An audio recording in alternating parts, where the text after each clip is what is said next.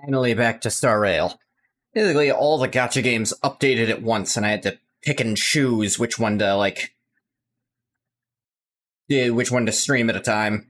Because Epic 7 had its huge Origin update basically right at the same time as this. I think that was a bit more instantly necessary than this was.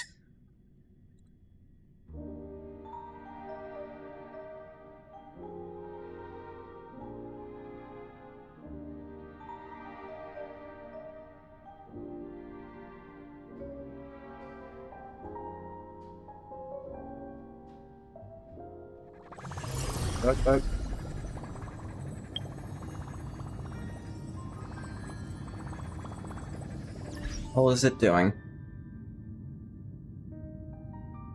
Weird thing with the window there. I think it's fine.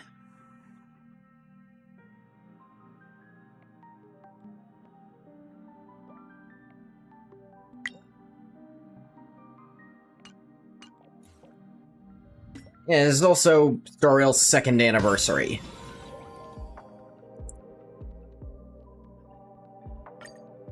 Which has this. Stories Across the Universe.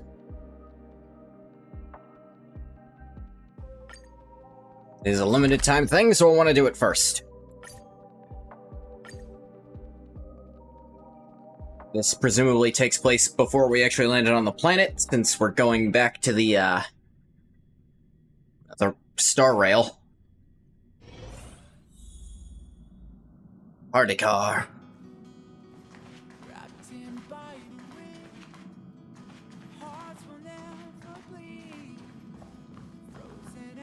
The stars are numerous, and yet widely scattered. Benefactor, my apologies. I should have immediately greeted everyone as soon as I boarded on this initial visit of mine to the Express, but before I had even taken 2 steps, I became engrossed by the stars outside the windows. Please forgive me. That's fine. On the best stargazing spot in no time. The stars are endless. Nah. It isn't easy to discern their origins when gazing from afar. Yet when one is amidst them, one finds that they all have a spot in the sky. A home of their own. With the universe being so vast, I imagine that one solitary star is not enough to illuminate its surroundings. Only when gathered in one place can they see each other. And be seen by us. Yeah, something like that. Do you think they only realize that they're stars and capable of radiance after experiencing another's illumination? They're stars, so no. They've known since the moment of their birth. Then I'll shamelessly invite myself here a few more times. And make sure to catch that spark at the moment of a star's birth. Thank you, soundtrack.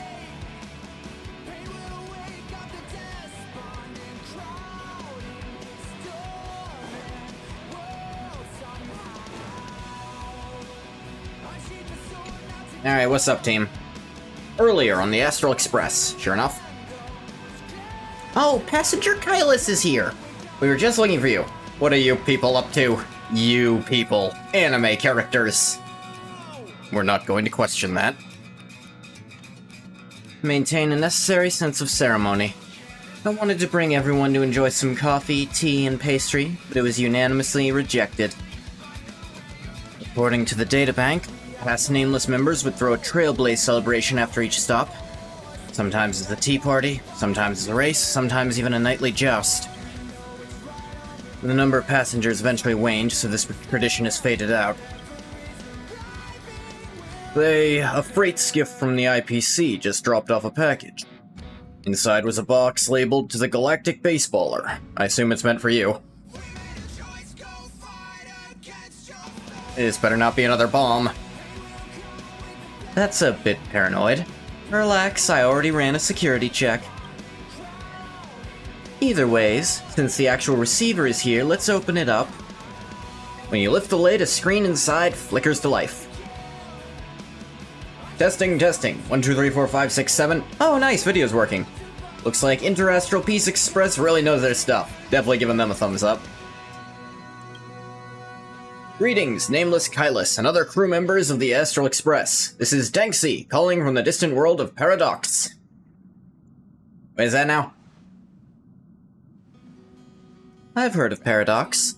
It was a planet that followed the Beauty before signing a contract with the Interastral Peace Entertainment, turning it into a cultural industry based under the IPC. That's right, my family used to be the most popular artistic aristocracy on Paradox with many theater works under our belt. However, everyone watched the IPC's Tousle Detective and LeBlanc, the Meteor Thief, so my family gradually declined. So we're famous now? Absolutely. Every world connected to the Silver Rail knows about the Astral Express, and everyone knows about the Nameless. What do you need? Ahem.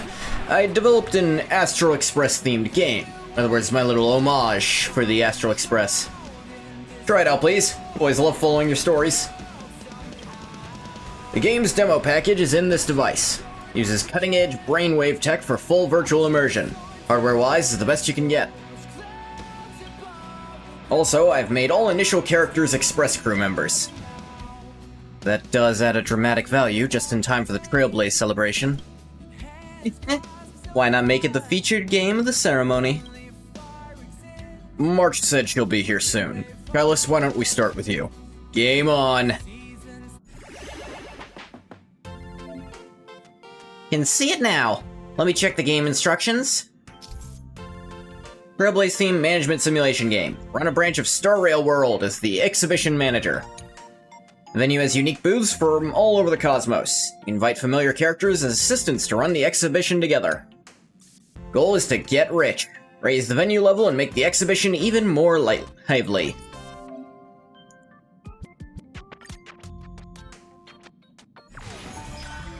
Let's see here. Before the official show starts, let's learn how to manage it. Begin soft opening. Euro World site. Let's start the first day of trial operations. First, set up a booth. Market area. Von Wack gardening booth. I don't know how to say that, so we said Von Wack.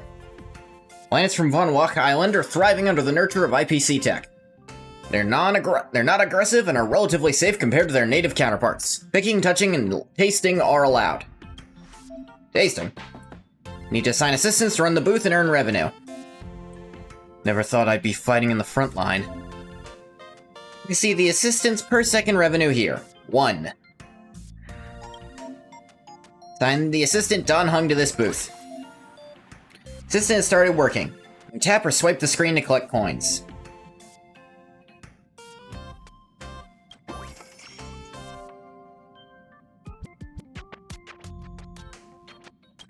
Is this an idle clicker? Click here to claim your rewards. You have enough gold coins, let's unlock the second booth.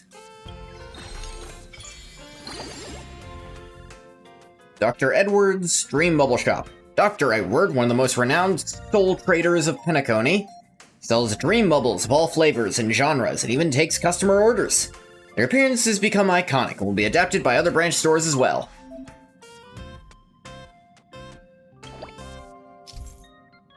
Each booth belongs to one of 3 exhibition areas: souvenir, commercial, and fun. Only assistants who match the exhibition area can be placed in that exhibition area. Fair enough.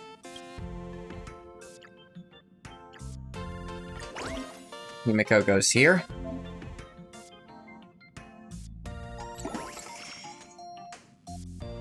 My joke's really not funny. Want to boost exhibition revenue? You'll need to level up your assistants. Level up Himiko first. Sure, why not? Oh, 2 per second.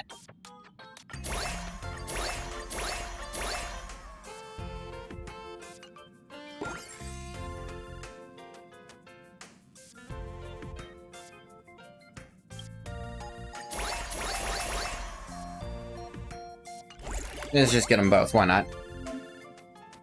Well, hard work. Connector sends some supplies via express delivery for everyone. The elevator's pretty cool, only we could use it in the express.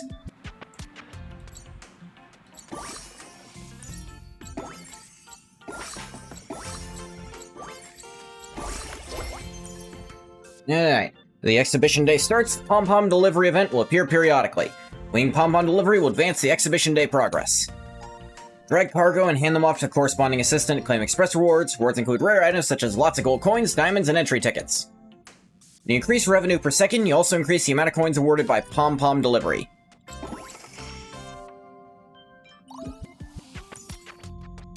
Standard admission ticket and delivered supplies. Try inviting more assistants to join the exhibition. I see. There's a gotcha even here. 2 diamonds. March 7th.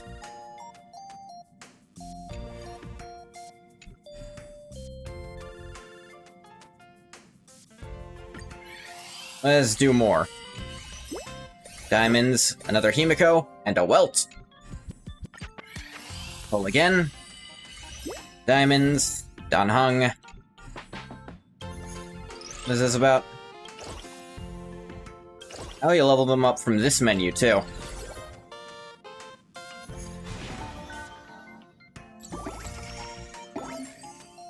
Oh, you folks are playing games without me. Let me see. One you just got was me, wasn't it?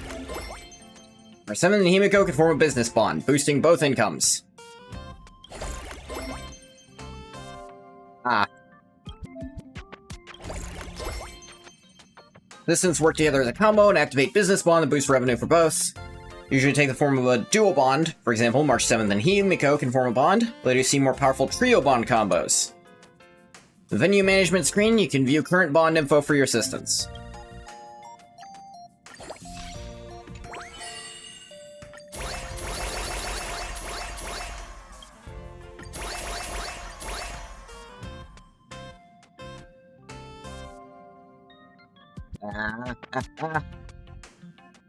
You think so, Bathwater? Starting to seem like it after last night. Too afraid to find out for sure? The fear is holding you back.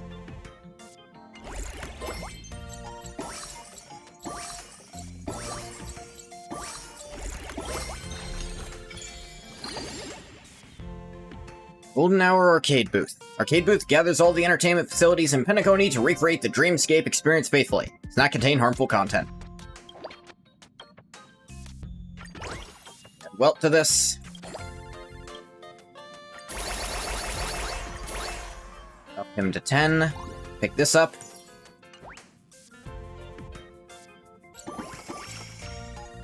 The gold. Yeah, I can get a pull.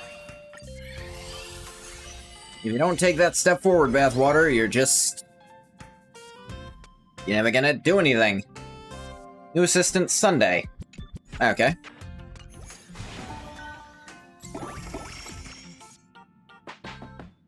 The impressive results.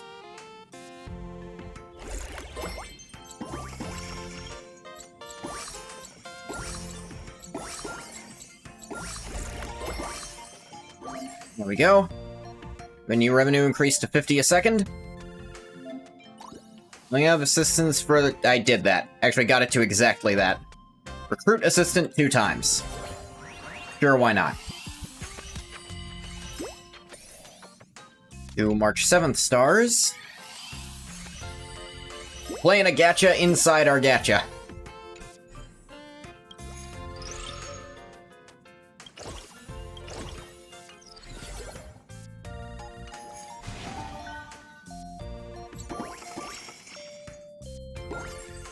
Grade all assistants to level 15. Sure thing.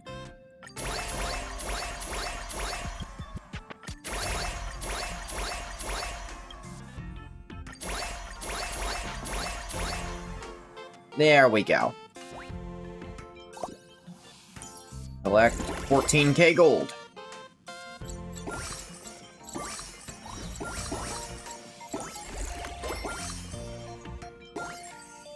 Unlock 4 booths. Alright, next up we have Bellabog Mechanical Exhibition. First booth set up by Eurillo 6 after the Eternal Freeze ended. Focuses on showcasing Bellabog's various technological achievements to demonstrate the unyielding spirit of the people of Eurillo. I can put Sunday in there, because he's the only option. Sunday level 20.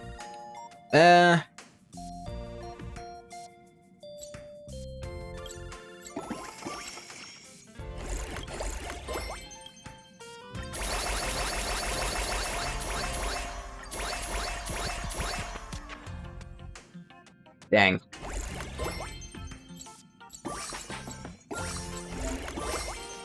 Roll operation is almost done, wasn't that tough? Pom-Pom Deliveries advances Exhibition Day progress. View exhibition occurrences by clicking here. Okay. Exhibition Day ends when all matters are complete.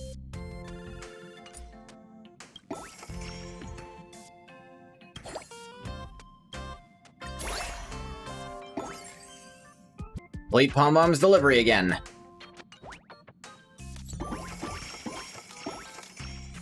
Woo! Woo!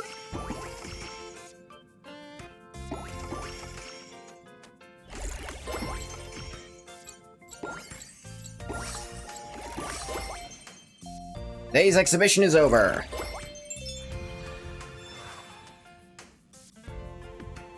Revenue trend looks okay.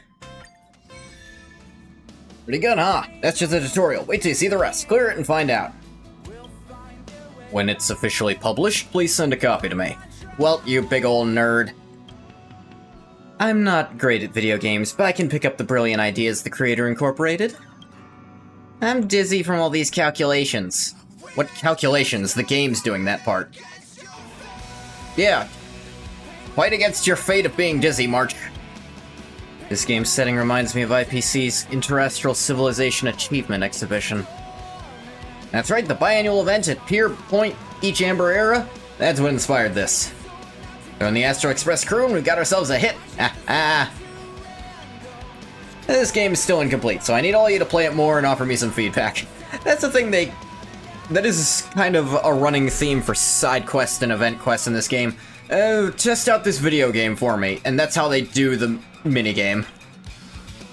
All I have to do is play the game? Truth is, it's got the Business Consolidation Department's Deadline Assistant Processing System. Captures your past trailblazing experiences, sending them to me for reference. So really, just by playing, you're helping me improve the game. More gameplay gives me more material to work with. If you need more details, ask away anytime. I'll explain everything. For now, just enjoy the game. I'll handle the rest. Why do you want to make this? My home planet Paradox follows the beauty above all else. My family used to be the most popular artistic aristocracy and produced many theater works. However, everyone watched the IPC's Toast-led Detective and LeBlanc the Meteor Thief, so my family gradually declined. To rejuvenate the family, I need to make something that's both popular and meaningful. I realized nothing would work better than a game about the Astral Express. So, how do I clear it? In this version, you just need to earn money and level up the venue to make the exhibition bustling. Should be easy for you. I'm not the right person for games that require me to rack my brains. I'll excuse myself. Been a long time since I've had such fun. Fortunately, there's much more for adults to do aside from gaming. Let's play together again when we have the time. Since it's a gift for Kylus, why don't we let him be the main player? In this aspect, I trust Kylus's judgment. In this aspect alone. Why you gotta delineate like that? Then we'll leave it to you. Don't worry, Pom-Pom will always be with you. Game on! Again! The official opening, let's review the basic operation tips. Yeah. Venue level, earn more coins, focus on increasing revenue per second. Goes up, assistants will earn more coins, coin rewards from data. Work together combo, use entry tickets, all that. Needs players from across the cosmos to share their game experience to guide its future development. Exhibition's cumulative total revenue is converted into design inspiration, advancing game completion. Every player from across the cosmos contributes. Looks like, the rest of the world's already done this, so good job, everyone. Hey, free Stellar Jade. Yeah, there's light cone rewards, it seems.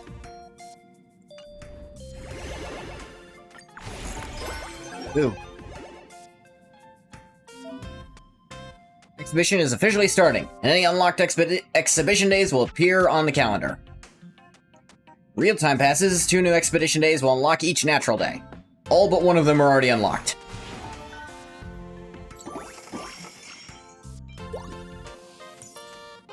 Increase revenue to 300 a sec. Okay. In that case, let's get everyone to level 20.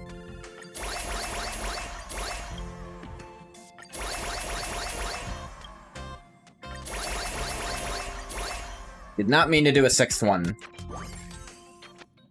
Wait, guest occurrences 1 time. Guests arrive at the exhibition. Go check it out.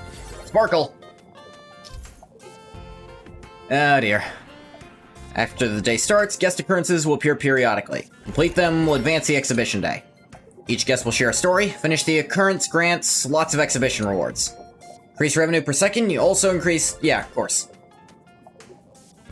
Oh, I've got a good joke. Sparkle appears suddenly on the Express the other day, barely containing her giggles. So there's this vampire who goes out for a midnight stroll, right? Clear night, no sun, but poof! Gets totally fried by sunlight. Guess why? Because, fun fact, every single star up there is actually a sun. That's like Astronomy 101. Play along with a laugh. Real jokes deserve real laughs. The others? Well, that's what EQ is for. Try your luck. A or double S? A. Laugh comes out a bit forced. Sparkle seems happy in her laugh. Maybe this outcome is exactly what she wanted?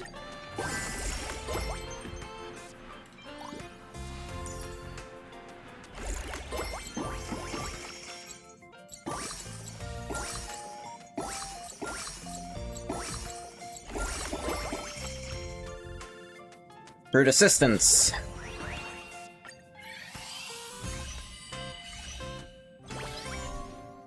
Diamond and a Robin. Do that one more time. Diamond and another Himiko star.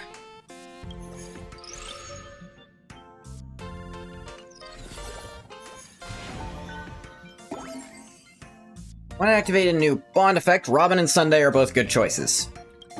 Yeah. Let me see. She is blue type, so I actually should switch her with Welt. I could lose very little out of it because it doubled his. Let's level her up.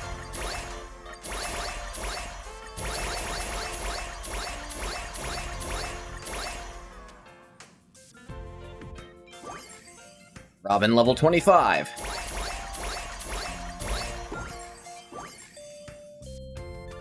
Get to 700. Try everyone at...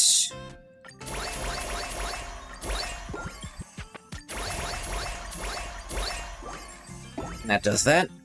Reach venue level 2.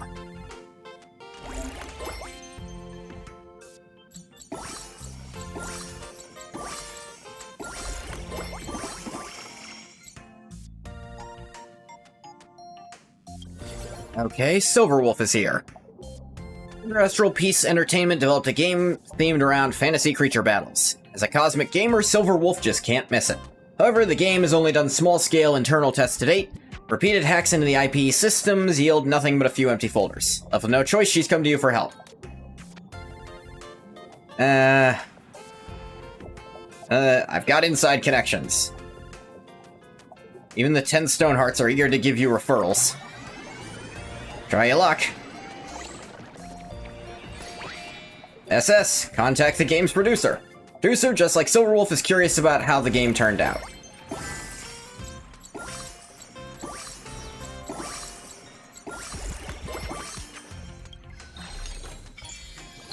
New booth. Salsato Balloon Station. For the moving cities of Salsato, balloons were once an important means of transportation. Now they're both pieces of history as well as excellent toys. This booth provides custom-made balloons to interested tourists. Well, let's put Danny Boy in there.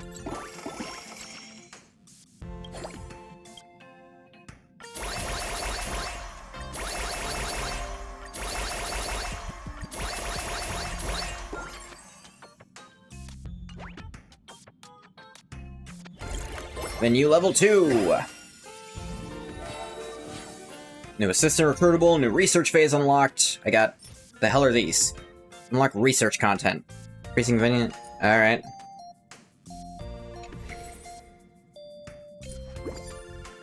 Revenue from all exhibition events, up 30%. Research module is now open. You have inspiration points, come here to unlock buffs and earn money faster.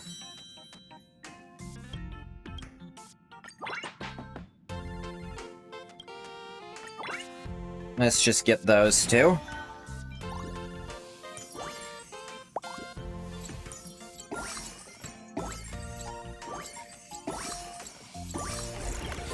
Alright, Sparkle's here. Wait, no, that's, I can't remember her name.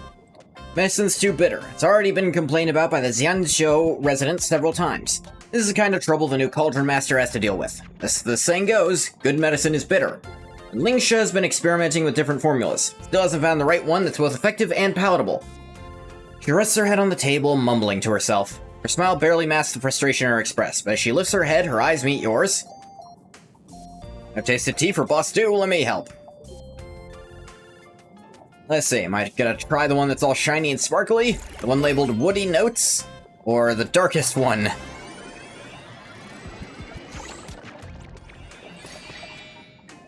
Woody Notes, sure.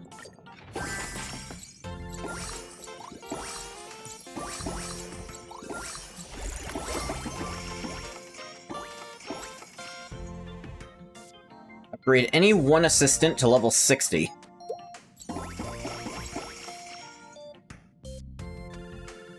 Let's use a bunch of things.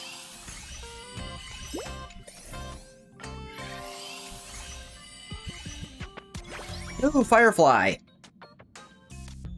Revenue from Silverwolf is who she teams up with. Sure, why not? Another Robin Star. Ooh, extra Dawn Hung.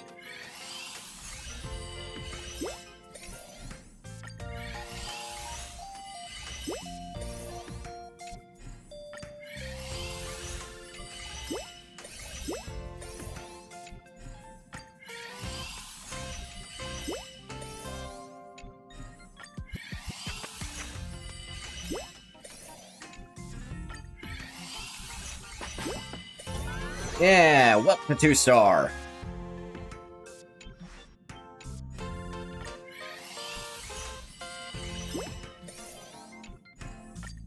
Not that he's even on the line at the moment.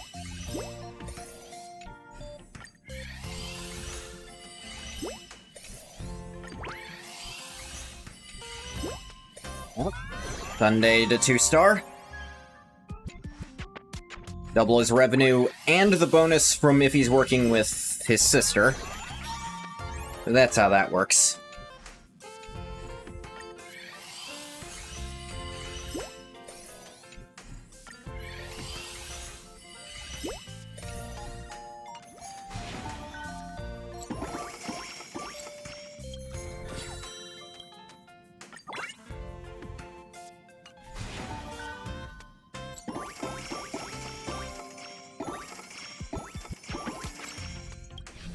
Got achievements.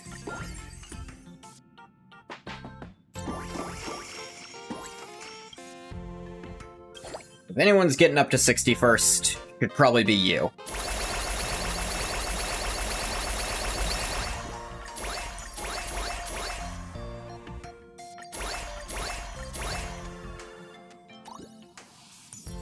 Root assistance 2 times. That is a good detail, that the one right before you do it is always... The one right before summon this many times always gives you that many summons.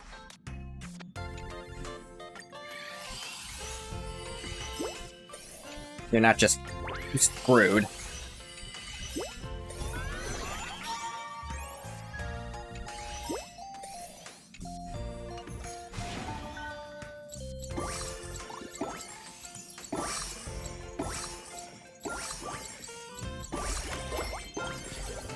Alright, Feixiao.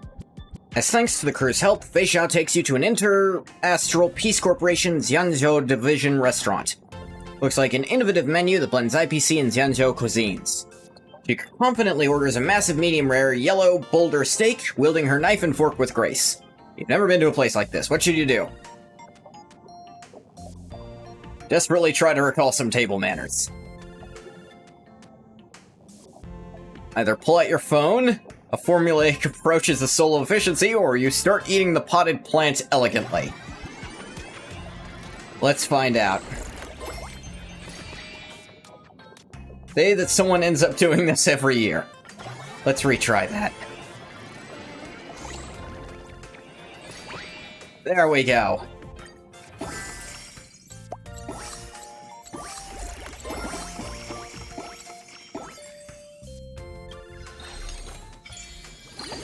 New booth. Herda Bakery. We add Welt into this thing. Bond up.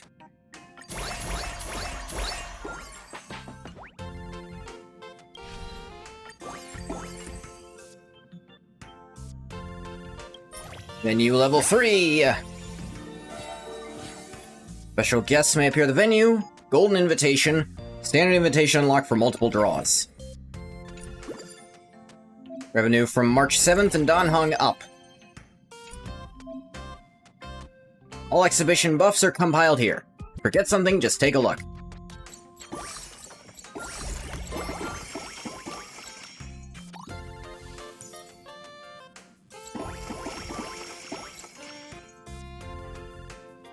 Duck research.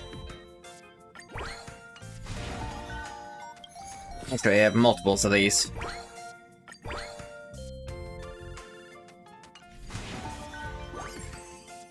Increase to 20k, done. Level 3, done. Ticket to pull for memory cards. Let's give it a try.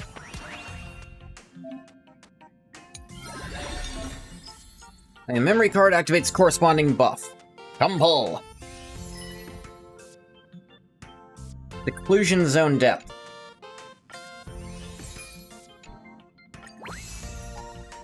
There we go. In an emulation of a propagation emanator, only managed to stay alive for 56 seconds under my relentless attacks, said the Trailblazer in a certain disappeared memory. Something akin to that probably happened. Bioexperimental capsule. Herda's portrait.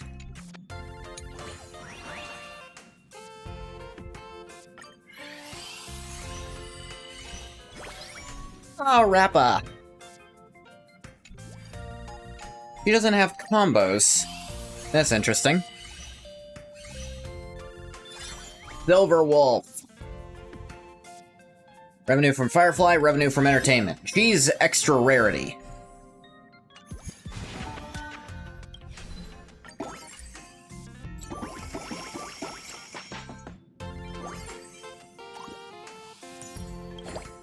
Hang on a sec. Okay, Firefly is this type, Silver Wolf is this one.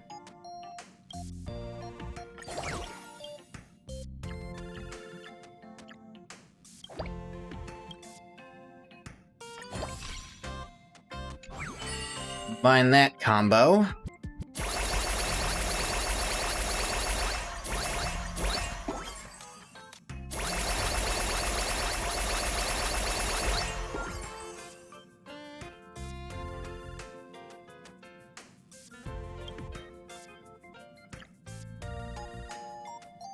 Hung to level 70. Sure, why not?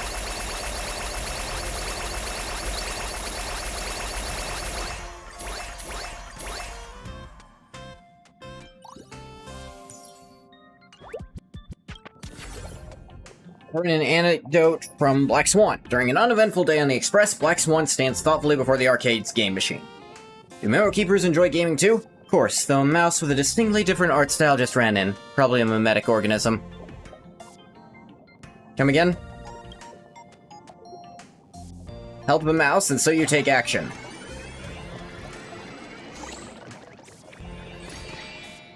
When in doubt, reboot. Try again. That's better. Try to call in some mimetic cat.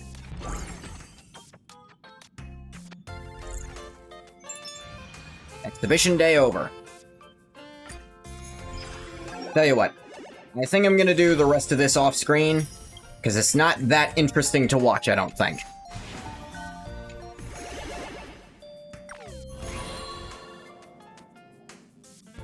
What is this light cone? Erudition. Increase wearer's attack 8%. Every one different weakness type an enemy target has, increased damage dealt to it by the wearer by 4%. Maximum 7 weakness types can be taken into account for this effect. At max, attack 16% and 8% per weakness type. They'll have a minimum, I believe 3 weaknesses is the minimum for most enemies.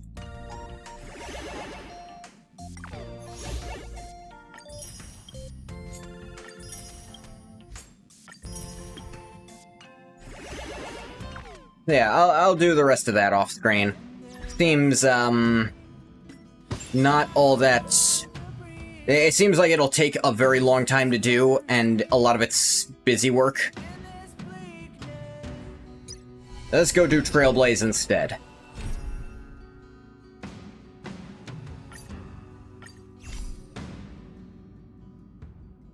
While everyone is awaiting the demigod of strife to emerge from the trial,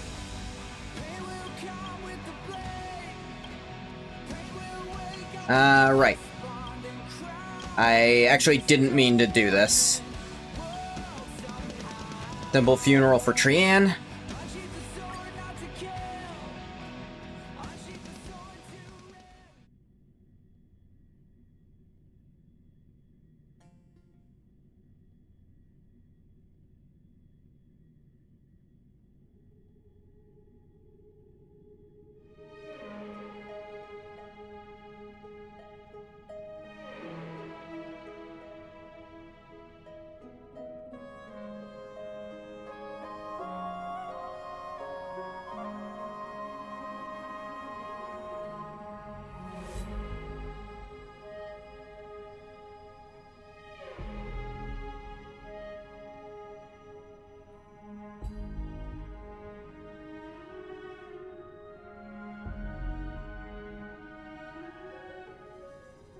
It's still early.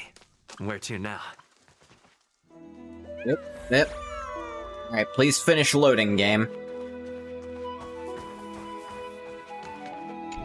Investigate. Rubio's memory has unveiled the very first prophecy. All shall bid farewell to one, and that person alone will witness the miracle, such is the will of fate. Only one shall live to the end, and they alone will witness Era Nova. If I take on Ornyx's tribal, will the prophecy come to pass for me as well? Regardless, I must give a Galia an answer.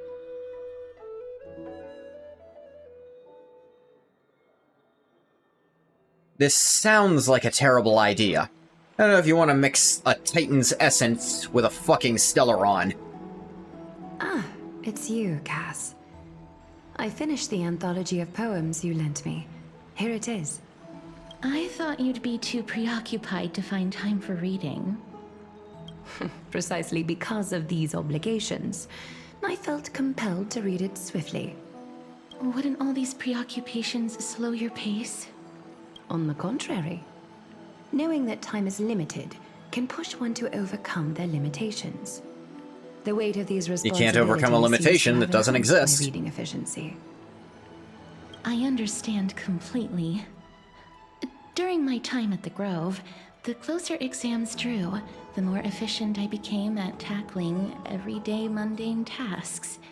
Anything but my actual studies. Precisely. As I remember, you and Finon were both disciples of the new Sporists. I assume that Anaxa's exams were as unreasonable as the man himself, correct? The courses Professor Anaxa taught were Introduction to Alchemy and History of Mythology. And to be perfectly honest, those 2 courses were the students' greatest nightmares. The history of mythology taught by the blasphemous great performer himself. I can imagine their fear. Now that I think about it, Students would often rush to the podium during class to challenge him on those blasphemous ideas. May I ask, Lady Aglaya, has your relationship with Professor Anaxa always been like this? Oh, that's the question of the day, isn't it? He openly dismisses people's faith and questions the very justification of the Flame Chase journey. Our positions have been destined to be at odds. While you were studying there, I assume you must have heard of his nickname. Droma Straight and Finery? As I see it, this nickname is more of an insult to the Dromas. Damn, girl. Despite his insufferable arrogance, I do hold a certain respect for his nature as a scholar. To remain true to his principles, he is unafraid to stand opposed to the world, and that requires considerable resolve. Anaxagoras' life is almost like a satire.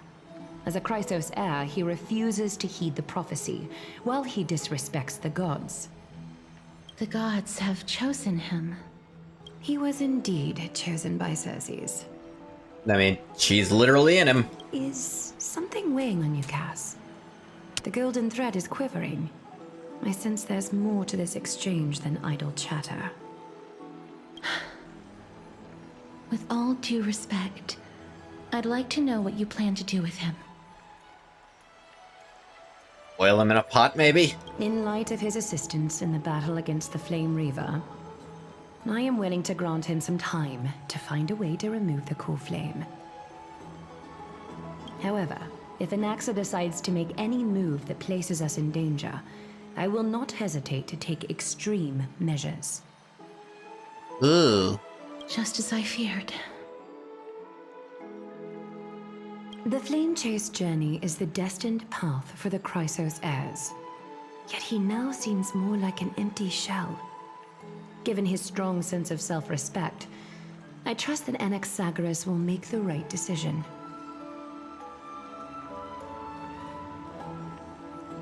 Still, I can't help but hope for another possibility.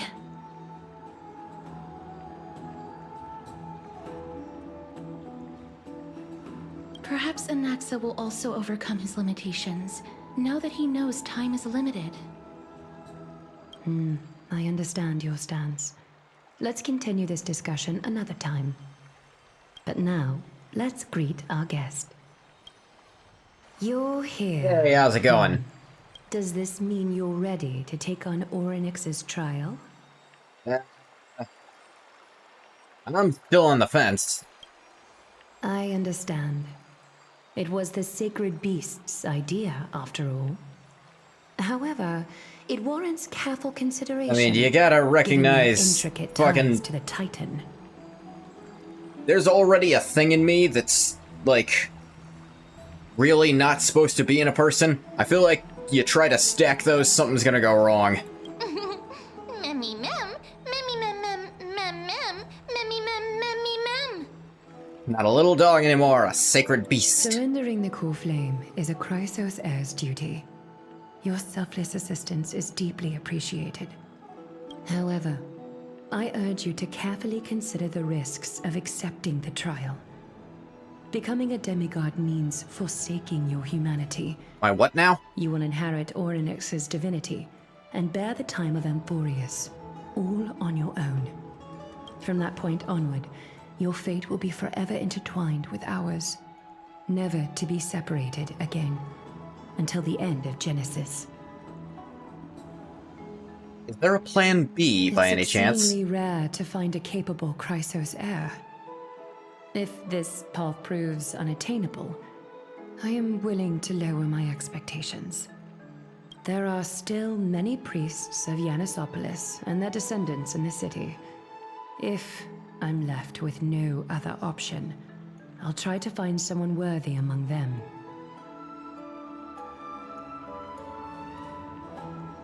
Seems like a shot in the dark. Mem memmy mem, mem memmy. Can't have the civilians bear the risks, can we? Mem memmy mem, mem memmy mem mem mem hero. Last word of the sentence. Memmy mem mem, mem mem mem mem mem mem. Memmy mem mem mem mem mem mem mem memmy mem mem. Except sometimes. Memmy mem mem mem mem mem mem mem mem mem memmy mem mem mem mem. It looks like you know that Titan rather well. Memmy mem mem memmy mem mem mem memmy mem mem mem mem memmy mem mem mem memmy mem mem mem. Memories that exist outside of your own experiences. I can't explain why, but I can vouch for Mem's words. When I was in the abyss, I heard the Titan's groans, full of pain and grievances, yet without any ill will. Do I even have any say in this? Please, memmy mem mem memmy memmy mem memmy memmy mem mem. In person? Sure, I guess. Memmy mem mem mem memmy mem mem mem mem memmy mem mem mem mem huge. Huge! Damn it. You've made your decision. What did I just say? Looks like there's no other way. Alright, fucking Go back hate. to the bath chamber and get some rest. Trinan will call for you when the ceremony is ready. It is difficult for me, as the guide, to absolve myself from blame for things to have progressed to this point. Time and again, you have risen to the occasion for Akima. Nearly rewarding you with some honeydew is no longer able to express the extent of our gratitude. You have something else in mind? When the dust settles, I hope that we'll have the chance to have a long chat regarding your return journey and the curse of the sky. It's about time that we lift the taboo and discuss things openly. Now that I can get behind. Before leaving, I should go and say hi to Castorice. Hey, how goes it? May everything go well for you and Mem. You need a glider for something too? It's nothing. I only came to discuss some matters with Lady Aglaya. Previously, I lent her an anthology of poems that Lady Trianne had gifted to me. Tracing back, this anthology was something left for Lady Trianne by a bard before their passing. Although personal properties should be cleared out once their owner has passed on, Lady Trianne gave this book to me since she knew how much I like to read. Is this book very special? No, it's just an ordinary book. It's definitely not some kind of unique copy. It just contains an allegory. In a faraway land, in a city known as Styxia, a dragon corrupted by the black tide descended one day, swooping upon the city like death itself. Allegory, you said. It swallowed the princess of the city whole before it was suppressed. After taking down the evil dragon, the warriors discovered that the princess's life had already met its end. Overwhelmed by grief, the queen hired an alchemist to resurrect the princess using the dragon's flesh and blood. However, having lost memories of her previous life, the resurrected princess turned into an evil dragon herself and wreaked havoc on the city. As a result, the prosperous Styxia met its demise. What a touching story. Mem. How was that touching? Mem. I actually think so too. Mem. What? Mem. That was the correct option to increase friendship level? The author of this book is Archepia. I think Mem's spending too much time with us. Traveled to many cities. She's starting to break the fourth wall. Among the things she left behind are poems, dictionaries, and many tragicomedy scripts. She even clearly underlined and took notes in books that covered myths with her elegant handwriting. While flipping through these books, I felt like I was afforded a glimpse into the life of Archepia. It felt just like I was traveling with someone that I'd never met before. It was as if she had yet to pass on and was still alive. Yeah, good books can feel like that. No one goes through life without leaving their mark behind. That's right. At least in some Writing, regard. drawing, and taking photographs. It seems like human nature to try and leave records of things. Speaking of taking photographs, when I was helping you to take the photo previously, I did not look through the photos in your photo stone out of courtesy. But I'm also very curious about the story of the Rosy Celestial Maiden.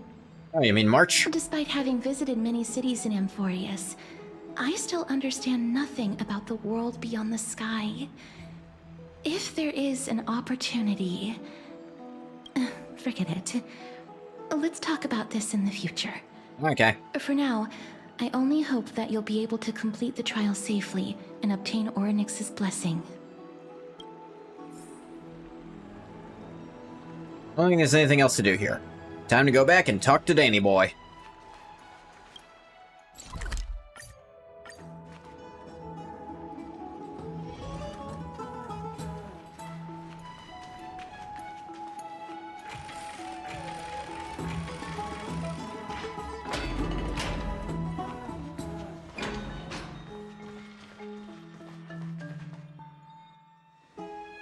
Citizens Assembly. That's right. Oh, partner, you're back just in time. This is something that the both of you should probably know. Ah, damn it. More trouble? I wouldn't call it trouble. I just think it will be favorable if the both of you understand the situation in Akima better. You remember the Council of Elders that was on our heels previously? Seems like they've made their move. Some background information for you. The Council of Elders is an authoritative body in Amphorius, made up of different city representatives. They hold legislative power over the Holy City, and are in charge of presiding over the Citizens' Assembly held once every few years. This is the most important social event of Akima. It is highly influential, and can even affect what happens to the Flame Chase journey. So Aglaya doesn't actually call the shots? Despite her vision and wisdom that spans across thousands of years, even she cannot win over the hearts of everyone.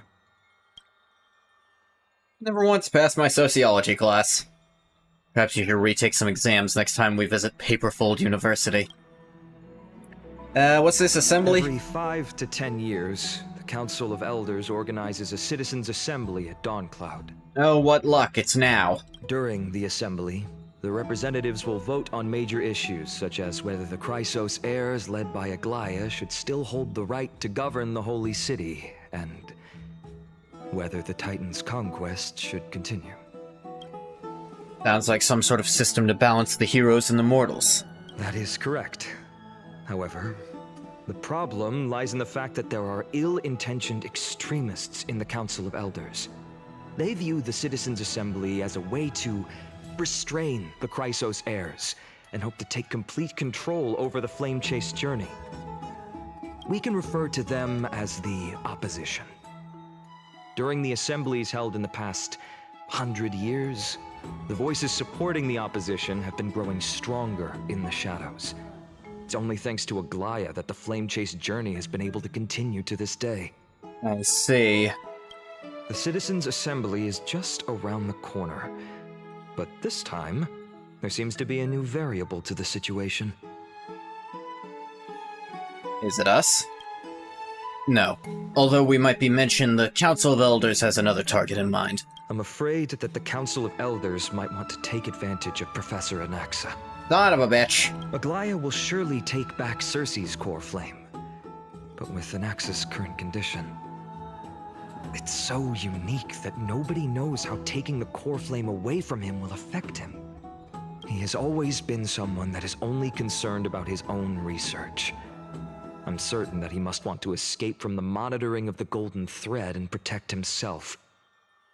If the Opposition were to offer an olive branch at this time... He might actually take it. Suspect he might betray the Flame Chase journey and defect toward the Council of Elders. Anaxa has never believed in the prophecy, so technically it cannot be considered a betrayal. However, he has taught many Chrysos heirs, and has long been considered an important ally of Akima. I truly do not wish to see comrades turning on one another. I have a better understanding of the full picture now. Is there anything that we can do? As I believe in his character, I plan to plead with Aglaya and try to buy more time for him. Then, the greatest way in which you can help is for you to know what I am fighting for. What do you mean? We understand. Thank you for being honest with us. Things are piling up again. Kylus and Mem are tied up with the Oryx's trial, while I'm preparing to visit the Grove to uncover clues about the world beyond the sky. None of those things seem like they're gonna be easy to deal with. Allow me to apologize for the fact that we always seem to be troubling you. I hope that Oryx The will fuck show else more would I be doing benevolence if and not be that? more accommodating. I remember that they seemed quite fond of you back in the Abyss.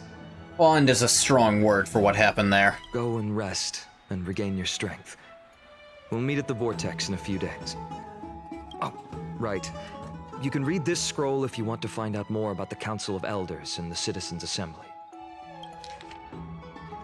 Democratic politics has always fascinated citizens of different city-states in Amphorius. When Akama was first established, its democracy was limited to a privileged minority. However, through ongoing reforms, the Akaman Citizens' Assembly took to the stage, transforming Akama's governance into a democracy for all, where the Citizens' Assembly made every major decision.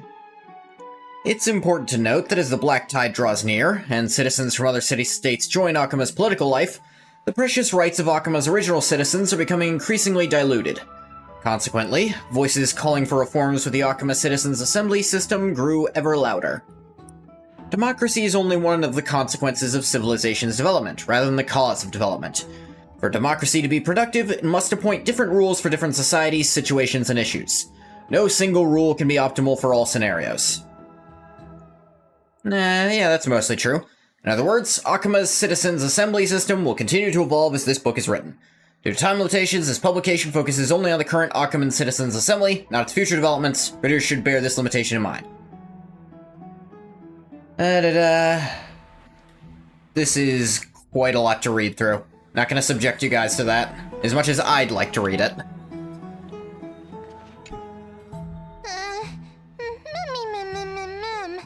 Mem nervous. Like a sitting deck that's been thrown into the deep end. Speaking of which, I don't recall seeing any rubber duck toys on the baths of Akama. Seems like they only have these steels.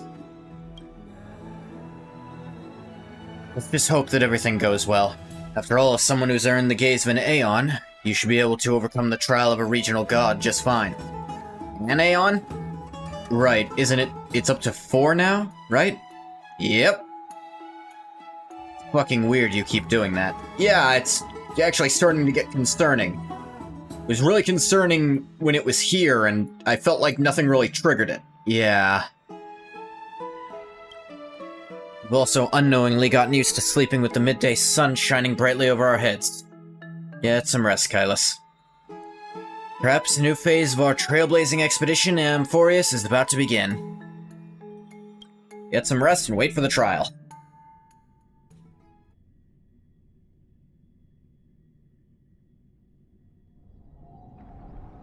A few days later, at the Vortex of Genesis. Esteemed one, Oryx's vacant totem awaits. If you have already made your preparations to become a pillar of Amphorius, please, step forward. Alright. Yes, we're doing this, huh? Little Gray and Mem, thank you. Please don't thank me until I succeed. If I die in there, it's gonna feel like shit. Your resolves cannot be questioned. We praise your pure selflessness and courage. May carefully light your path forward. Get ready to assume Oryx's divinity, Trailblazer. Wonder what Oryx's trial will be.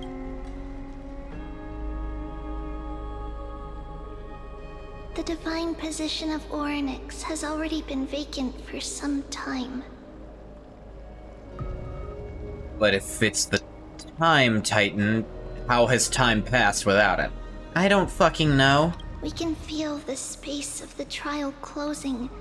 As there isn't much of their soul left, will have to complete the ceremony before their soul completely dissipates. I've long gotten used to fighting fires.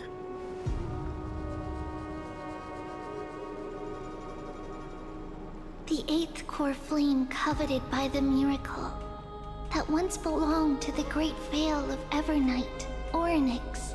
Yeah, one. It shall now be returned by the two elected heroes of the Chrysosairs. A traveler who is upright and courageous, and a sacred beast that invokes miracles. Who? Mem. Also, who for me, not that. Okay, come on, Both of you, I'm a person. Please, come forward. Recite along with us. O Majesty of the 12 Titans. Majesty of the 12 Titans, pillars of the world. We We seek your divinity to mend the rifts of the world. Fill our bodies with blood of gold, till we wither in willing service to the prophecy. I don't think I have gold blood. These are just words meant to make the prayer seem more Wait, solemn. hang on, is that a problem? Please, I don't think I've focus. seen my own blood before, but I don't think it's gold. I think I would have noticed. I seem to turn red in the sun, not gold. And surrender the core flame.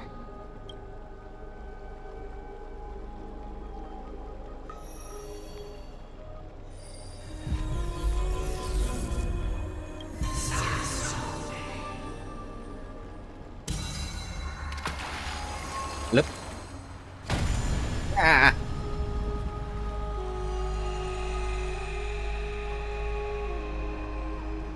Star trails.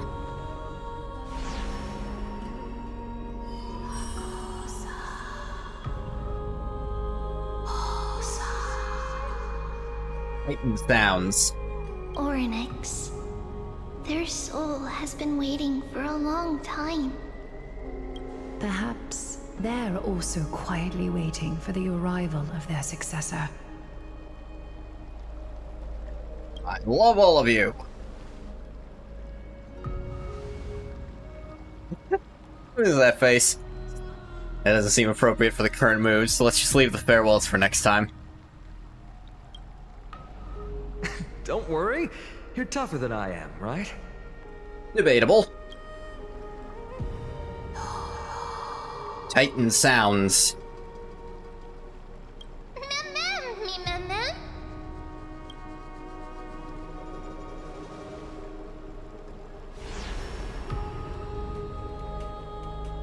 Yeah.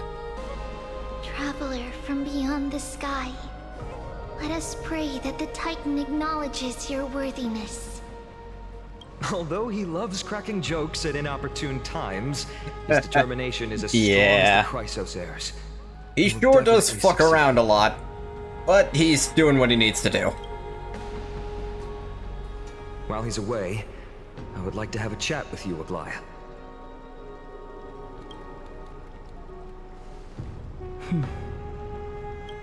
Speak. I'm listening. Or he just popped out right away. Turns out the trial wasn't ready yet. What? Yeah, it just wasn't ready yet. What do you mean wasn't ready? He didn't make one yet. Go back. Stay in there until it's done then. He told me to leave. Then don't. Fine. I'll go back in. Jesus.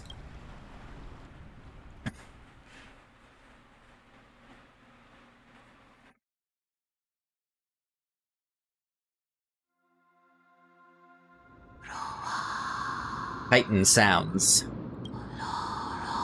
More Titan sounds. Slap, slap. Wake up.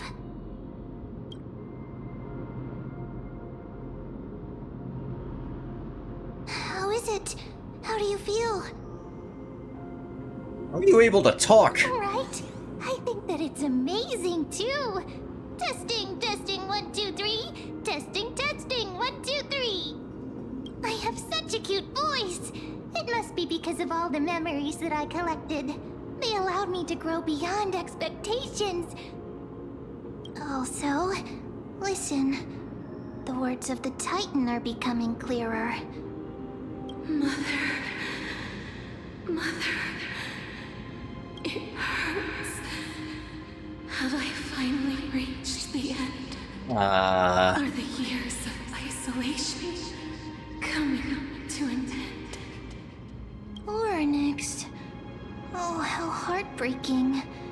Ever since the figure draped in the black cloak robbed them of their core flame, they have been relegated to waiting in isolation in such a confined space. Sounds unpleasant. We are going to help alleviate their pain, right? Probably. Broken.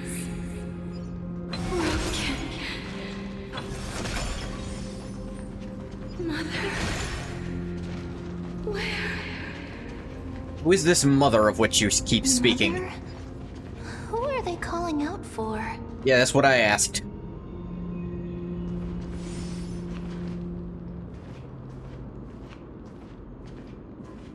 Yep, B-step, B-step, B-step. It's you. I remember you. Hi. Skyfather has gazed upon you. Skyfather?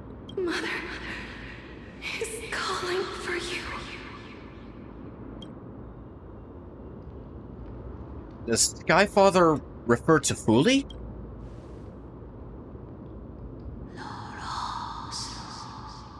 God dang, Titan noises not giving me a straight answer. Titan's words are indistinct.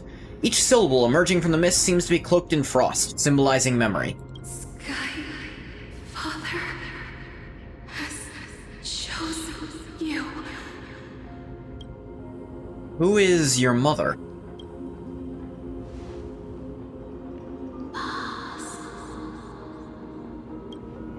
A majestic voice pierces through the golden mist, reaching the unseen mountain walls in the distance, reflecting and returning to your ears as an echo. Within the echo, you seemingly could make out the cry of a baby. Mother is no longer responding. That's fucked up. We've come to you because of something important.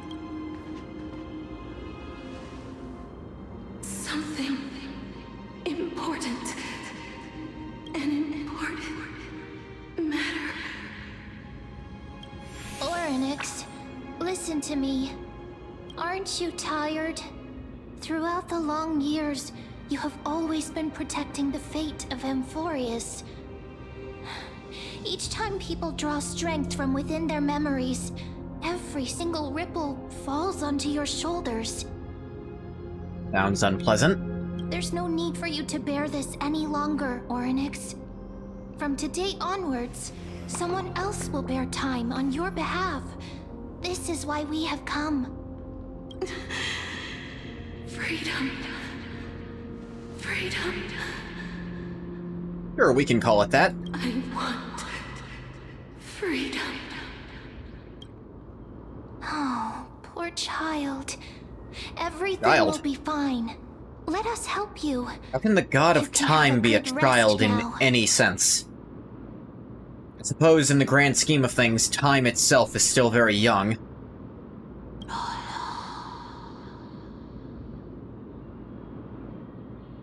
Leave it to us, Titan.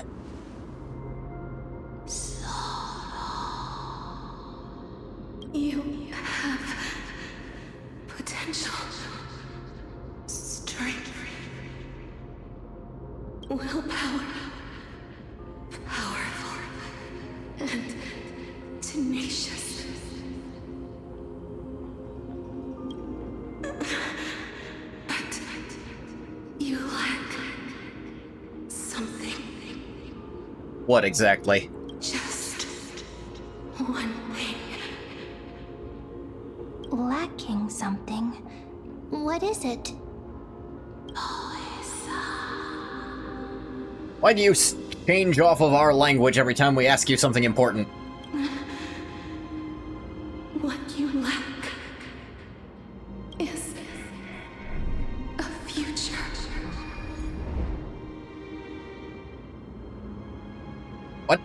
future. Future? Traveler from the sky. You should have dissipated already. Come again? The gaze from Sky Father. By future, I'm saying get a job, bro. Form? Because from the moment you crossed the sky, your life was cast away. Come again? Right now, you are simply a collection of walking memories. What? How is that possible? I feel like I should have noticed that by now. You mean that I'm already dead?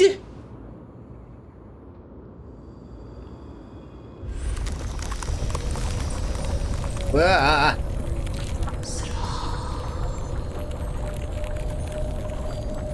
The space is collapsing. Someone must inherit the authority of time. If the pillar is lost, the laws of time will collapse.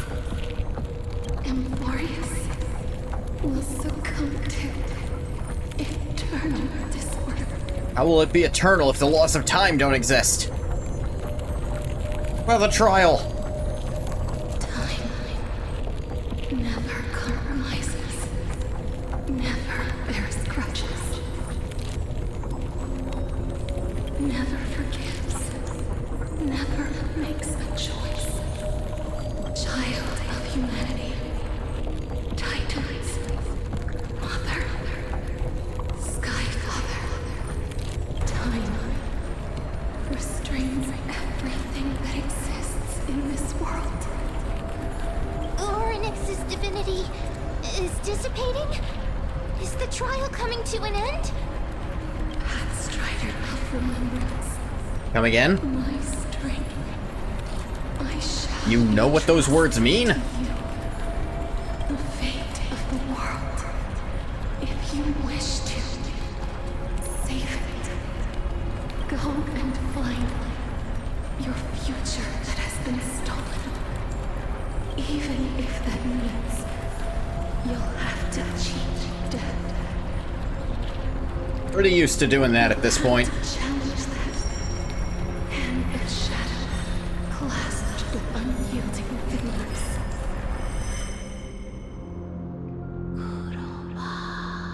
Before the passing of 15 entry hours, go forth and reclaim your future.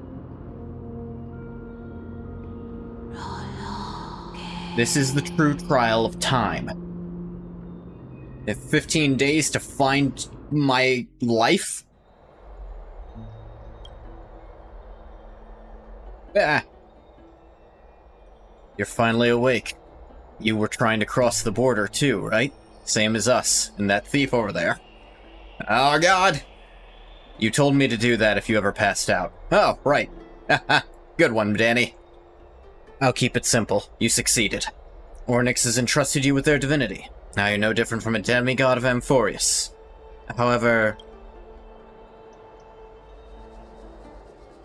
Mem has told me about what happened during the trial. They're still explaining things to the others and told me to bring you back to your room to rest first.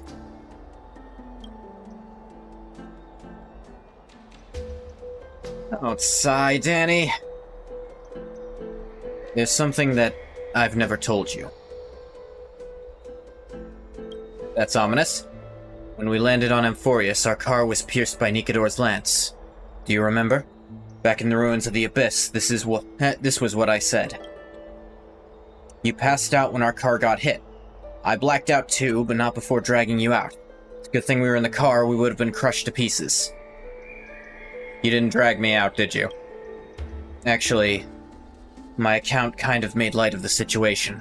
What actually happened was much more complicated. You were severely injured back then, with several wounds still bleeding profusely. Was it gold? No. Yet. I struggled to carry you out and used the last of my strength to stem the bleeding. But then I was also hit by a falling rock and lost my consciousness. Last time I checked, you still weren't breathing. When I regained consciousness, saw that you were alive and full of energy, so I never brought it up again. How exactly did I come back to life? I'm not sure whether the gaze of Fuli has anything to do with this matter, but according to the Titan, you're living in the form of a memory right now, just like those objects of the past and the miracles of Orynyx. I'm a time construct? Perhaps Mem is the anchor rope that ties you to the present. I'd assume they couldn't stray too far from you, but the truth might be the exact opposite. Stellaron, do something! For a while, ignoring you, I also thought the Stellaron was your life support system, but seems like this hypothesis has been disproven. It's not time for us to despair yet. There must be a way to save you. Orynyx mentioned finding your stolen future and cheating death. Considering Mighty's indestructible body, it seems to suggest there's some kind of miraculous power in Amphorius that can even reverse death. He seems to lie with the Hand of Shadow, whose whereabouts are unknown. Hey, are you alright? I heard you two talking about Thanatos. Yeah, that was his name. Cass is also very concerned about the warning. She is the one who is also looking for him, ain't she? She has left the vortex and returned to the garden. Shall we go and look for her? Thanatos is the Titan that Cass has always been looking for. Yeah. Regardless of whether there are any clues, there's probably no one else that understands death better than her. Let's do that then, Kylus. Oh, right. There's something that I have to tell you. The Chrysosairs already know everything that has happened to you. Yeah, okay. I was too worried, so I told them everything. Please don't hate me, okay? That's what I assumed you were doing.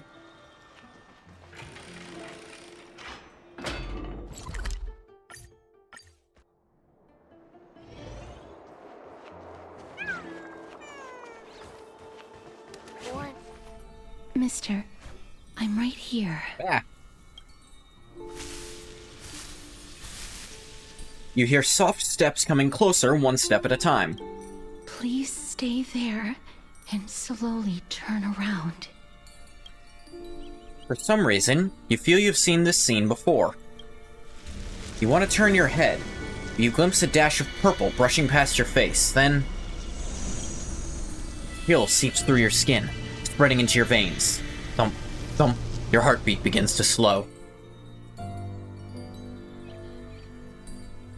Remember the near-death experience? Gotta stay on guard. Your vision blurs and cold reality fades into a purple ocean. And then... Please pardon me. Ah!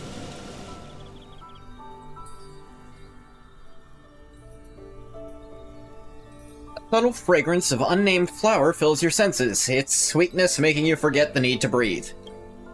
You realize you're still alive. No, to be more precise, your death was not thorough. The coldness of the initial touch dispersed as quickly as it came. Replacing it is the touch of fingertips, and a tremble born of trepidation that originated from a certain lanky arm. Her quivering finger gently brushed against your cheek, causing a faint tickle. Ah. Just as I expected. I cannot feel anything. You're shaking. Back at the Grove, I was puzzled as to why you were not affected by my curse. I thought that it might have been the special ability of a traveler from beyond the sky.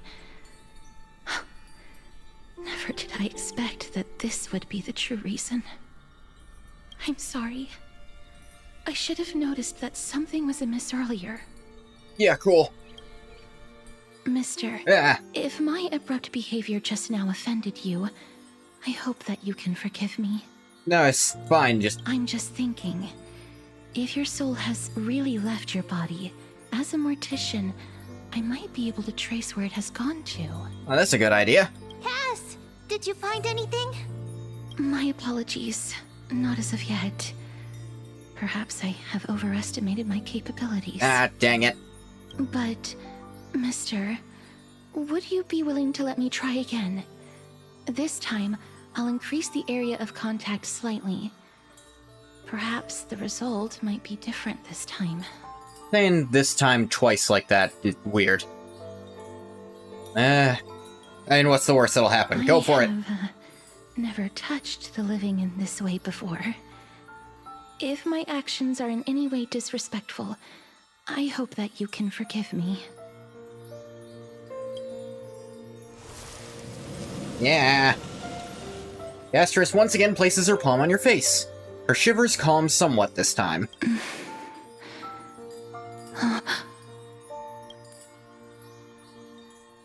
Scared me. I seem to have caught a glimpse of something. Your soul is currently roaming someplace and cannot find a way to escape. But perhaps it might not be a bad thing. If your soul is still wandering around, it means that we still have time. We have a chance to find it before the fingers of Thanatos sweep everything away. Clues. Just a few more. I need more guidance. Yeah? The connection has been severed. With my strength, I'm not able to trace it.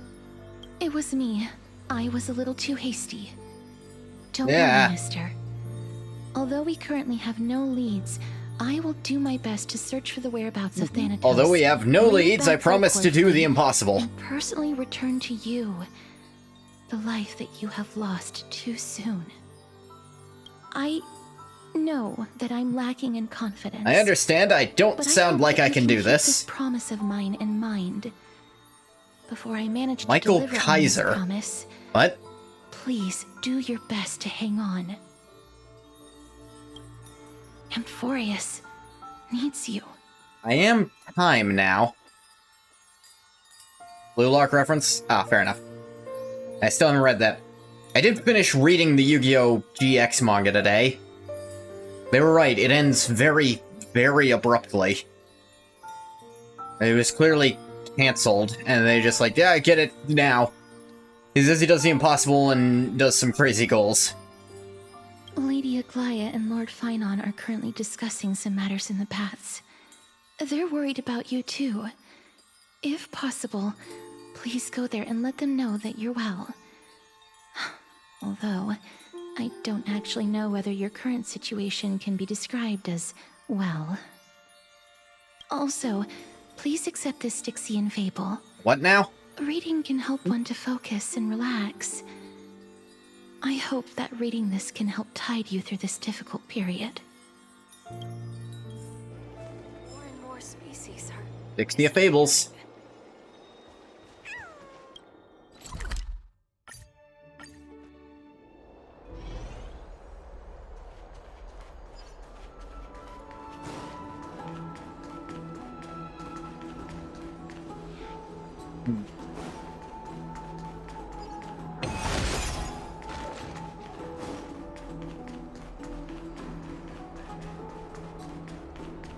You mean there's a puzzle over there? Weird.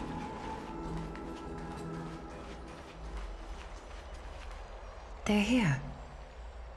That partner! Hyacinth said you definitely wake up. Hey. Oh, Jesus. How do you feel?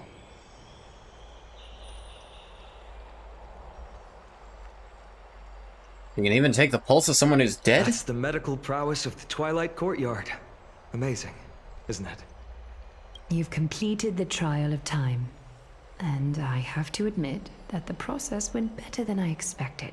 Other than the part Even where in it the turns out end, I'm dead. That Titan's heart still showed a soft spot for humankind.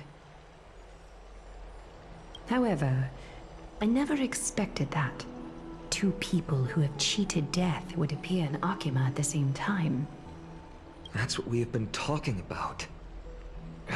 Mighty has been in Akima for such a long time, but has no one thought to study his indestructible How body? did we not check that If there even were once? Even any minor breakthroughs, Are we fucking wouldn't stupid? Be as clueless as we are right now. Many have had this idea, but so far, there have been no results. If it were successful, Thanatos wouldn't have disappeared without a trace. Nevertheless, now is not the time for us to give up. At the very least, we can still see a glimmer of hope. Cypher. If anyone in this world knows the whereabouts of death, it would be her. Who now? I'll try and get her to return to Akima, but do be prepared for a less than ideal outcome. Please understand that throughout the history of Amphorius, no one has ever managed to escape the clutches of death. At the end of time, Thanatos silently awaits all. Well, I'm time now, so I say there is no end of time. I don't think that works. I'm gonna try anyway. Is this supposed to be comforting? Don't take it to heart, partner. She doesn't know how to After talk all, to people, just... You've already created countless miracles along the way, right? Was that supposed to make me feel better? Don't listen to her, she's terrible at this. But before that, just... What's wrong, Aglaya? Omens always come in pairs. A tiny air current will eventually brew into a storm that tears the sky apart. Yes, yes, butterflies and hurricanes. It's Anaxagoras. He has initiated contact with the Council of Elders. Traitorous shit. In the end, it has still come down to this. I earnestly hope that your assessment of him is accurate, Finan. Otherwise, the efforts of my teacher and I of the past millennium might be reduced to dust because of that great performer. Switching to an Axis POV. Not long ago. I'm back here again. I remember this dream. This realm is covered in a silk-like fog, and the land is barren and harsh. The crowd of travelers leaves tracks everywhere. Hey! Excuse me! What is this place? Where in Amphorius are we? Fuck you. Go fuck yourself. We're not telling you shit. Die. The mutters of the traveler are in a language I'm unable to comprehend.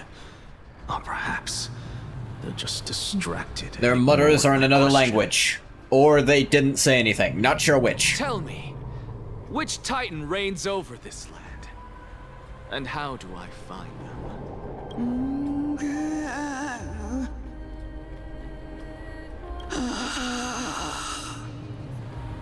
Hand of Shadow. Yeah, that checks out. Hand of Shadow Thanatos. Could this possibly be the Netherrealm? Did you not assume this might not be a dream? Not Netherrealm. Oh. Then where is this? River of Souls? The outskirts of the Netherrealm? Are you heading downstream toward the Netherrealm? The Netherrealm. Nothing but an illusion. Come again? Titan rejects you. Me. Listen. What? The traveler lifts their wrinkled fingers and remains silent. I look in the direction they are pointing and listen closely. There. A massive shadow brought the sound of rushing tides. The sound of tides. I can hear it.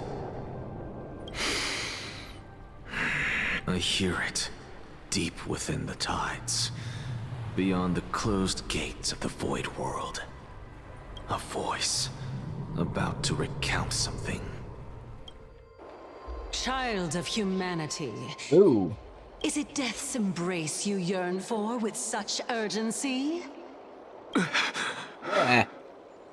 Oh, you have awoken. Welcome back to the mortal realm. Your consciousness is dissipating much faster than I expected. Ultimately, it seems like the Titan's core flame is incompatible with a mortal body. How much longer can my consciousness remain in the mortal realm? In my estimation, at best, you'll see 15 more entry hours. That time frame is suspicious. 15 days and nights. What is it? Are you finally starting to become attached to the mortal world now? On the contrary, 15 days feels a little too long for solving a singular problem. Stop giggling. It's time for us to go. The messenger from the Council of Elders is almost here. Let me ask you one more question. Are you really planning to betray Aglaya's will? What betrayal is there to speak of when I was never loyal to her to begin with? What about that white-haired student of yours? Acting so recklessly, do you not care about what might happen to him? There will be a price to pay for blind faith. This is also a lesson for Finan. Yeah. You truly are a strict teacher.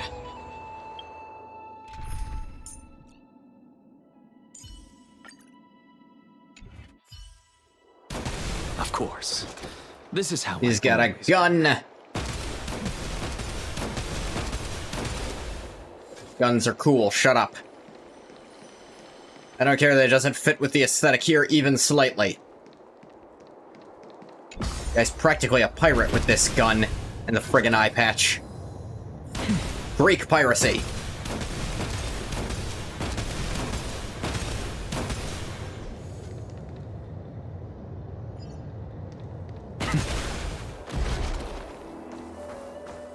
Sorry to keep you waiting, Lord Enexagorus. That fucking robot? It's been a while, Lord Enexagorus. I greet you on behalf of all the citizens of Akima and express my deepest regret about what happened at the Grove of Epiphany. It's you. I never expected that you would personally come and meet me. By carefully into Lantern above, I have come as a testament to the justice of the Council of Elders. There are Antikytherans here? What now? They have been a rare sight ever since the Chrysos War. I extend to you my utmost respect, revered Titan. I am Lycurgus, though you may call me Lygus, holding an honorary position within the Council of Elders in Akima, and as the Theoros, I stand to protect the right of all upright citizens to express themselves freely. You can see them too? You know about us. We Antikytherans perceive the world through the amplitude and frequency of souls. Wonder if they won't be able to see Kylus then. If he's just memories and no soul. Or even a body, really. Just as I am conscious that Lady Aglaya is secretly listening in on our private meeting from afar. If necessary, Lord Enexagorus, I can sever the golden thread to protect your fundamental rights. The demigod should know better, for such is her station. Spare those poor threats, and just let her listen to my words. They shall serve only to unveil her own folly.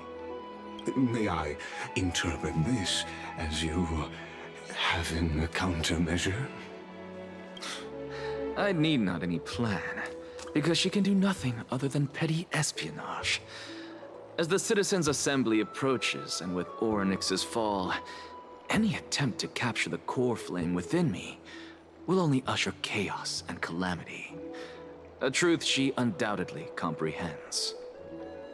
While I, Enexagorus, serving as the Grove's special envoy to Akima's Citizens' Assembly, have long known the extent of your abilities. Let's forego the formality of asserting authority, Lord Lygus. Lead the way. Very well. Surely Lady Kindness would appreciate such assertiveness in an ally. Again, get the feeling they might not have checked who Kindness is in Greek myth.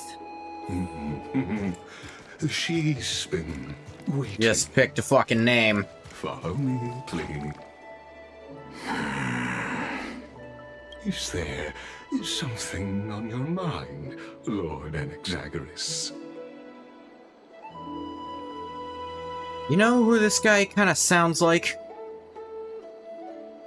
Friggin' G-Man from Half-Life. Mr. Freeman? Nothing, really. It's just a question that I contemplate every time before I ascend to Dawncloud. For the Titans, does the falling equate to death? Ah, a pondering truly deep. Time is on our side. Do you mind sharing? Mainly in your his inflection. with me? It doesn't sound like him in voice necessarily, but it's got that time is on our side, Mr. Freeman. He doesn't actually know how to talk like a person, and is just sort of imitating it. Their demise. Kefali has yet to meet theirs. Their journey continues unhurriedly along this long path. Are you suggesting that Kefali may not have truly passed? Yes. For dying implies an ongoing process, an action, whereas death signifies a static state, a definitive termination. In contrast to mortals, Titans exist on a grander scale of space and time, thus elongating their passage into death. The notion of their fall is but a misinterpretation born of mortal ignorance. That is Greek philosophy in a nutshell, yeah. Ah, an intriguing concept, albeit challenging to substantiate. After all, Kefali has maintained a profound silence ever since the era Arasa, while scholars and priests alike have conveyed the message of the gods' imminent fall. Perhaps the gods in their arrogance deemed it beneath them to reveal their perspectives to mortals. Could you elaborate on your statement? What exactly the fuck does that mean? Circes, the kin of the Skyfather as recounted in myths, now resides within Kin my of the brain. Skyfather. Were I to inquire, Kefali would have no cause to refuse. Oh. That very well could be true. But what if the world-bearing Titan still chooses to remain silent? Then I'm just fucking wrong. In that case, the myths crafted by the people of Amphorius are nothing more than pitiful jests. It's worth a try. I believe, and I'd love to witness the fruits of your theory and the change it may bring to this imperiled world. Because I completely concur with you on this aspect.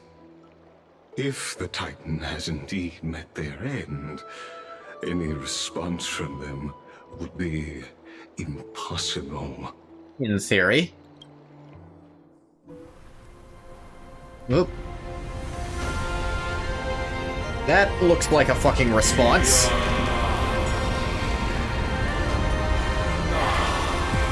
Holy shit, I was not expecting this big a response. I was fucking with you guys, I'm gonna level with you. Please, Professor.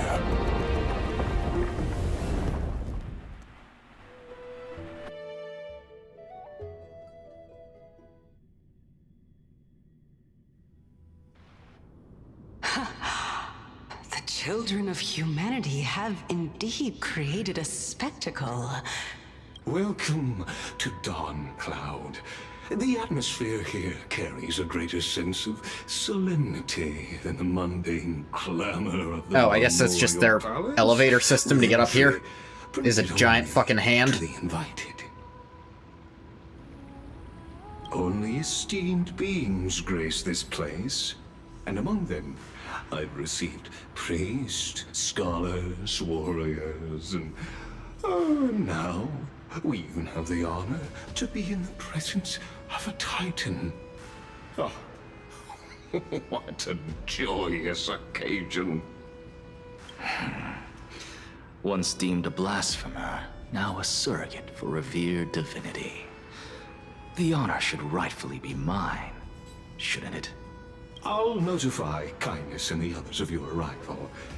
Kindly wait for a moment. A soldier will be here to guide you shortly. In the meanwhile, you're welcome to explore the vicinity, but kindly remain within the guard's view. Would you Delaying kindly? a crucial meeting is something none of us wish to see, I presume.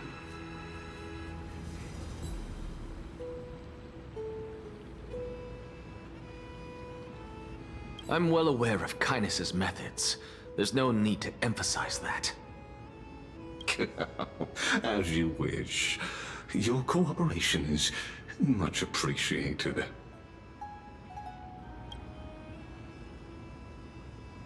Alas, I had hoped for a brilliant plan from you, but it turns out you just left one cage to enter another. Save your concerns. I know very well what I'm doing. Why would I share my plans with your ass? We're sharing a brain. I Fuck shall you. depart to explore the surroundings then. Now that I look around, I wonder if there are any murals bearing my portrait around here. I'm quite intrigued to see how the children of humanity beyond the Grove perceive another Titan. Off you go. I won't be joining you. I don't know if that's how this works. This Titan appears to be quite at ease. I should investigate the Council of Elders' recent activities first. Be aware, I can hear you perfectly well from here. I can hear you thinking. I'm in your brain, remember that part.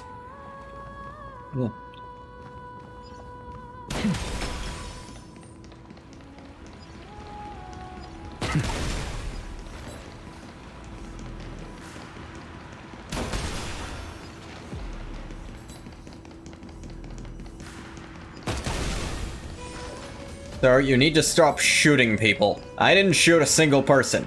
You know you did. Even blasphemous scholars can come here, it seems. Looks like my presence here is quite unwelcome. That's a voice I haven't heard since... Anaxagoras. I thought that you had died to the Black Tide, just like the other scholars. Who is that voice? Where have I heard it before? As Kefali's priest, are you not aware of the decorum of respecting the dead? Surely you jest. You blasphemous heretics are not worthy of respect from the Supreme Being. Let me remind you that you're currently in Dawn Cloud, so you'd better keep your deranged language to yourself. This guy voiced someone in Skyrim, I'm sure. That altar servant from years ago, who could only acquiesce to the commands of others. Now, I have plenty of ways to deal with people like you. I'm not sure whether I should laugh or cry right now. I can't believe that a follower such as you could have been made by a creation titan. As I see it, a dead titan can't provide you with this level of confidence, right? Then who is it exactly? Could it be Kindness? You. You sick fuck. Seeing how fond of you Elder Kindness is, I shall let that slide for now. Leave immediately, and don't impede us from receiving the Supreme Being's blessings. Seeing as we were able to hear of this matter from the mouths of others, it seems that Kindness is indeed quite sincere toward us. Perhaps this affair will proceed smoother than I had anticipated. Oh my, what a thrilling confrontation. As expected of one of Kefali's followers. Are you praising or insulting him? Who are you talking to? Praising Shut up about him, it. Of course. As a believer of the God of Deliverance, it is only natural that he detests evil. Didn't you hear me? I asked you to leave. Go as far away from here as possible. Don't mutter to yourself like some sort of madman and disturb my meditation. I'm talking to Circes. Please stop interrupting.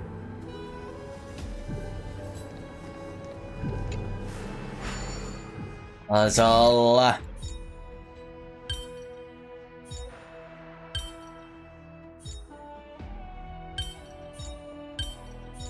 No, not like that. What if instead it's like... No, that wouldn't do it.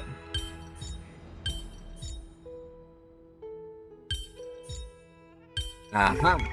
If Circe saw this puzzle, they'd die from laughter. Go melt it down.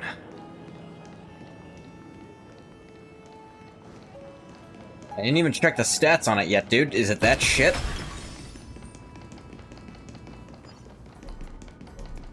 Professor Anaxa! Over here!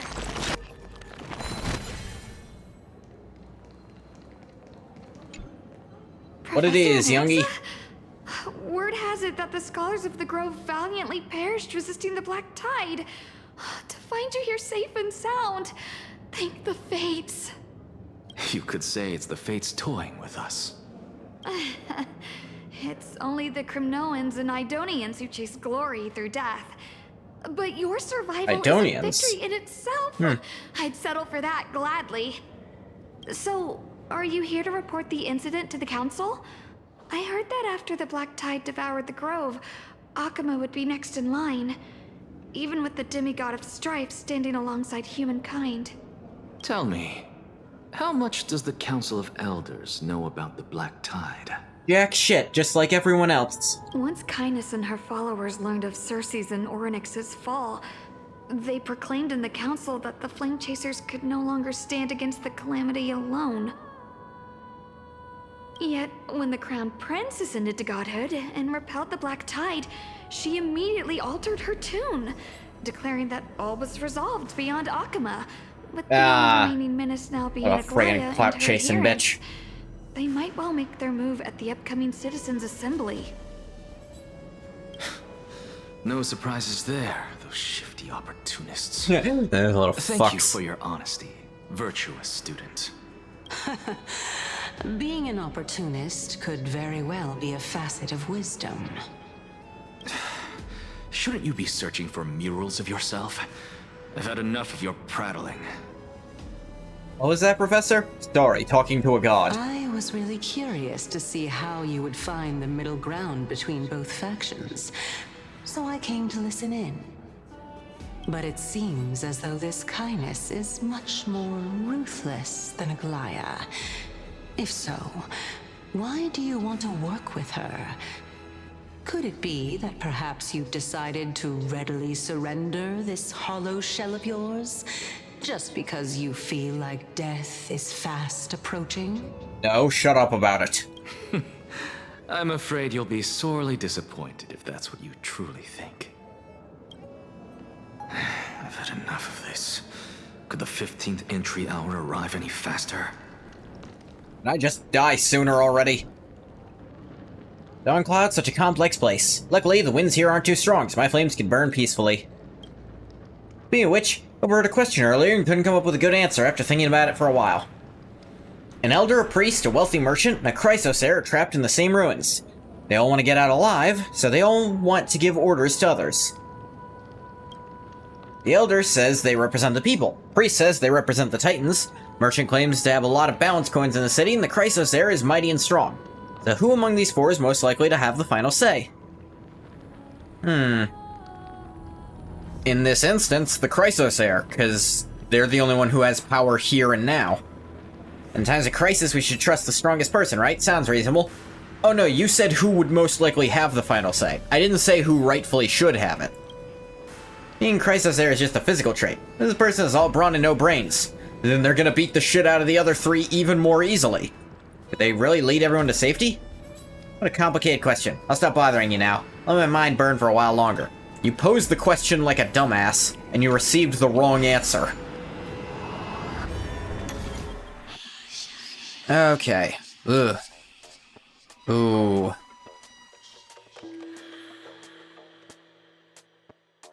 Let's see.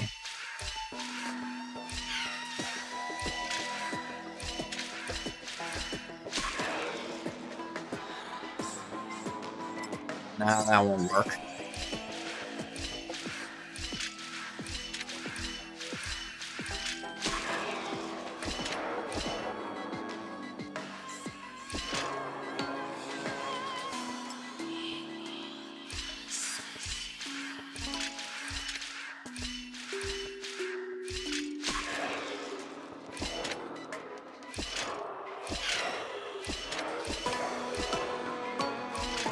There we go. I am the greatest. Goat puzzles are mine.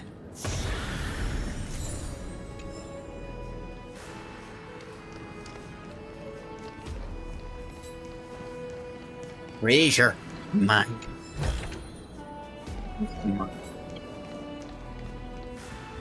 My treasure. None else may have it. Done. Oh, my... Every plant, every tendril, no, even every leaf could be the embodiment of Circe's. As a result, mere mortals who did not know what the Titan actually looked like chose to paint them as a giant tree instead. Their wisdom was portrayed as fruit, to symbolize how they shared their knowledge equally among the masses. Such exquisiteness indeed. This mural is quite abstract. I was really hoping they'd give me huge boobs. I really can't tell whether you are praising or demeaning yourself. Now I'm quite curious whether the Reason Titan has studied figures of speech before. Fuck you. Of course I find such stylistic devices interesting. For all we know, this could be the answer to the question, what exactly are we? I, for one, am not willing to admit that I could look this ugly. Maybe that's what you are, but I am a pretty boy. Was this the reason why you failed in your attempt to refine my soul when you were ambushed at the Grove? Since you are aware of this, why did you save me back then? Or kicks. From my perspective, this point alone was enough to separate you from the average person. How do two lunatics coexist in the same brain? Oh, so he's aware of it. Good. Therefore, it seems that your journey to Dawnfloud this time is not just to seek protection. What, then, is the intention behind your actions? The entire plan is stored in my memory, so why don't you look there? Like looking at the answer sheet. Not gonna do it. Then don't Yep, mind if I do. I was mistaken. 1 year old? 2 years old? Oh, she's looking through all of it, huh? Boo! Thank you for following, Rain Fallen. Hey, what's up? Oh my. We're doing some Honkai. Even a member of the preeminent Seven Sages must hug his Droma stall to sleep? How interesting. You look at him when he was like 4. That's enough. How unusual. Your soul is actually trembling. This Do I do account reviews, perchance? I can't say I've ever even considered such an idea.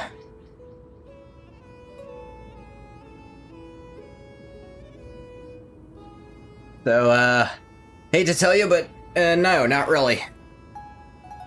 Besides, I'd be opening myself up to just as much. And I am a sensitive little bitch. Since our days are both numbered, I don't mind telling you more about it. This is a present that my sister gave to me. It's a doll that was made to look like our family pet. Oh. I have a stuffed animal that's... It's meant to resemble a dog I used to have when I was very young. So there are other members So of I have that too. eh? Are they also living in Akama?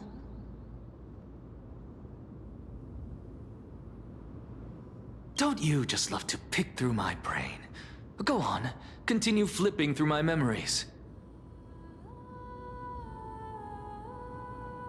It won't take long. You'll discover the answer when you reach the memories of when I was 5. Oh, the black tide is everywhere.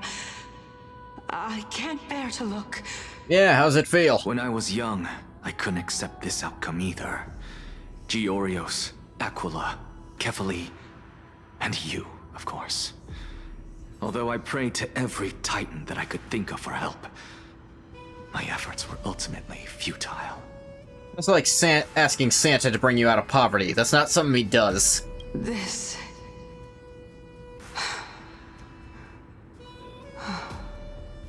Could this be the inception of your research into alchemy? Indeed it was. Everything started from that verdant courtyard of yours.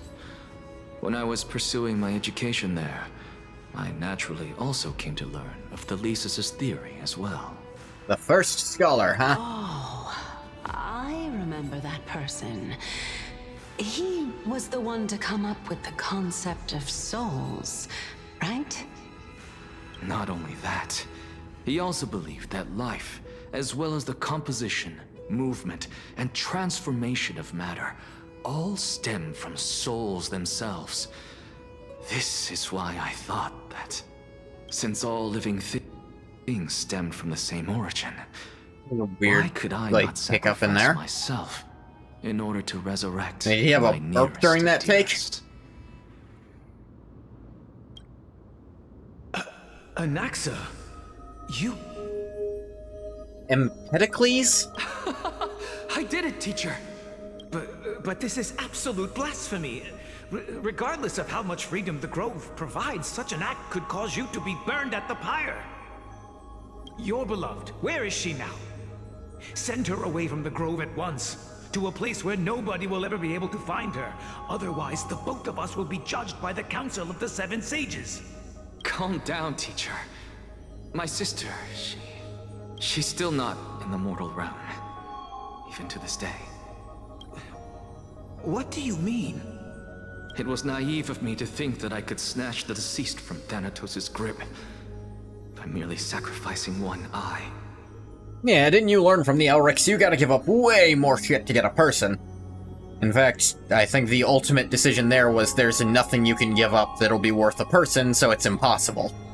Equivalent exchange. All I received for that price was but an opportunity to see her for one final time. Nothing more. Oh, let it go, Anaxa. As one of my best students, I cannot watch you go down the wrong path without doing anything to stop it. How do you know it's wrong? Philosophically, why is it wrong? Tell me now. Never do something taboo ever again. Because it's against the rules. Not a good enough answer. Ever. I'm gonna level with you. If you can do that, this classroom will still be yours, and you'll have a chance to live out your own life. Since I was able to see her one last time, I have no other desires.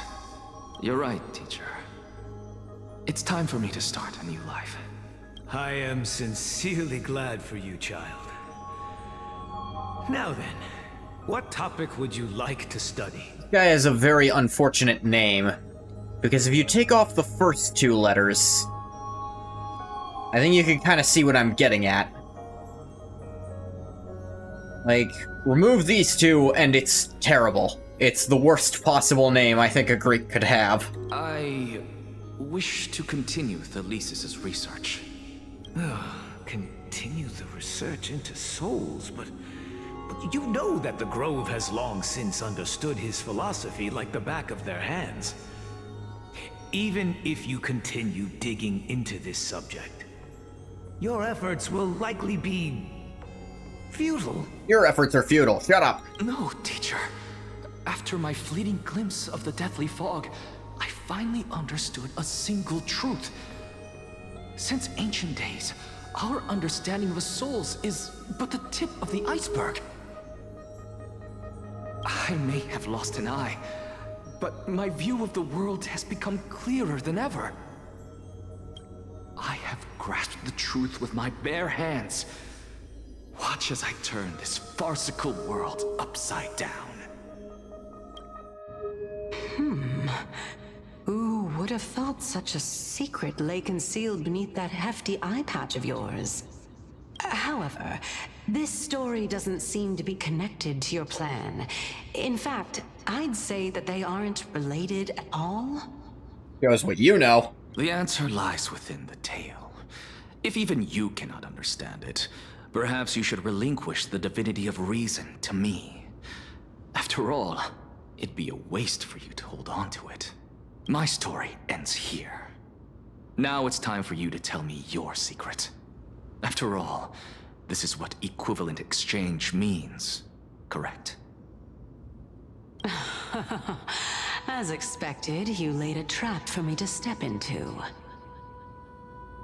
Unfortunately, even if I was willing to talk about my past, I may not know more about it than you do. Come again? Oh? Are you saying that the renowned Reason Titan is now admitting a lack of wisdom? Your followers... I don't think a lack of sorely knowledge equates a lack of wisdom. Child of humanity, remember this.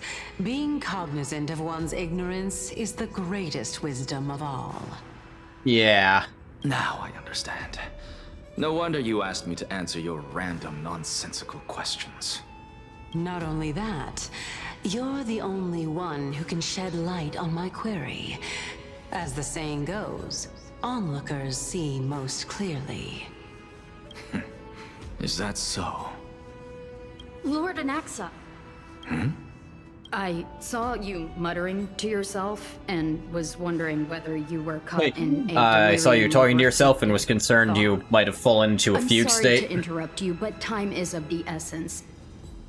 I don't want to interrupt whatever seizure you're having, but we're busy. I have a message from Lord Lygus. Lady Kindness has met up with the Council of Elders and is awaiting your arrival, so please depart forthwith.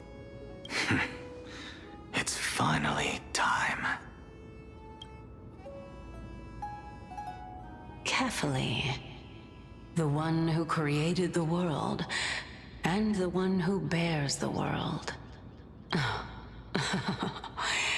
If you truly have not met your end, how will you answer the challenges of those who defy you? I didn't expect you to agree to Lady Kindness's invitation. What a wonderful turn of events. To tell you the truth, there are many people who hold grudges against that Lady Isn't that the dromas draped in finery? Avoid his gaze. I don't acquaint myself with blasphemers. Don't worry. He's too full of pride to pay us any attention. Your nickname is Dromus as well? You must really like those creatures.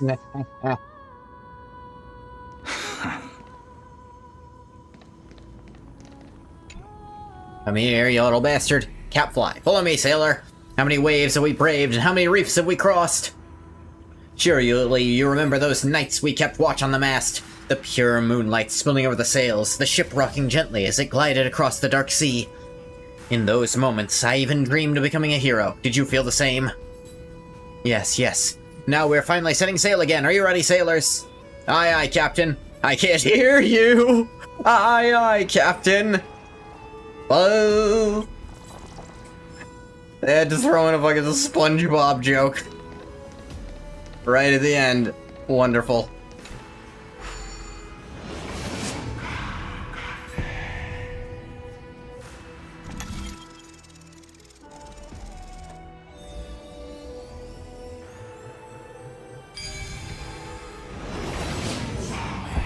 A student of Empedocles? I hear that his views run counter to the Venerationists. This is what being a scholar is about. A collision of ideas only occurs when there are differences in beliefs, and it is such collisions that lead to progress. Yeah. Yet, in my view, there are only right and wrong perspectives, neither of which can coexist with the other. What radical thinking. I guess this is why the children of humanity always... Lord Lygus and Lady Kindness are just ahead. They really didn't take time my out leave how for long now. those text lines are with how long it takes you to move from place to place at a reasonable pace. They absolutely cut those short.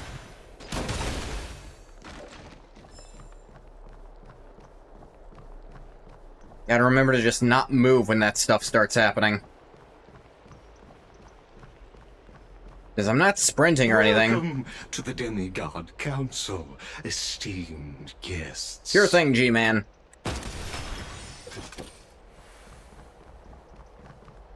Lord Anaxagoras. Oh, I've heard so much about you. All of it bad, I presume. Head of the Nusporists of the Grove of Epiphany, notorious blasphemer, a Chrysos heir who bears Circe's core flame, a survivor of the Grove calamity. All of these things are true. Did I miss anything? Well, if so, please be so kind as to enlighten me. Since Lady Kindness is already well acquainted with me, I won't waste any effort introducing myself again.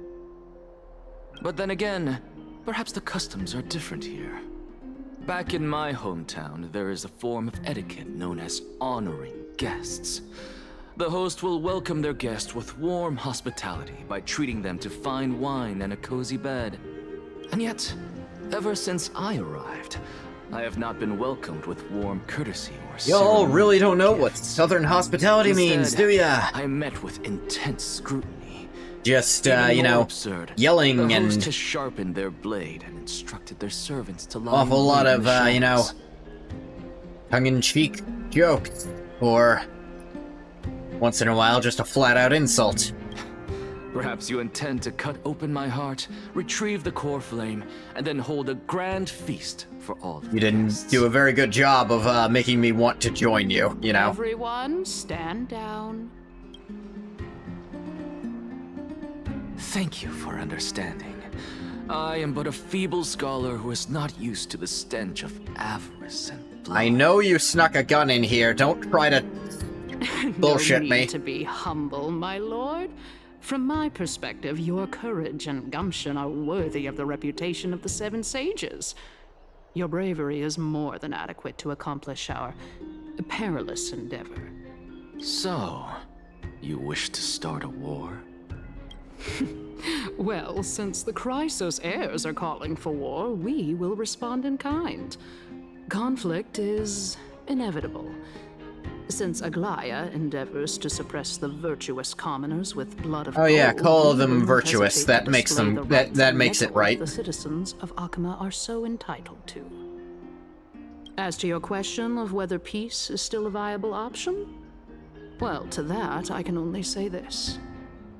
Everything hinges on the next citizens' assembly and whether they have a sudden epiphany amid the clamor of the masses. And since you, as a Chrysos heir, accepted our invitation, you have indeed given us a glimmer of hope. What brazen arrogance.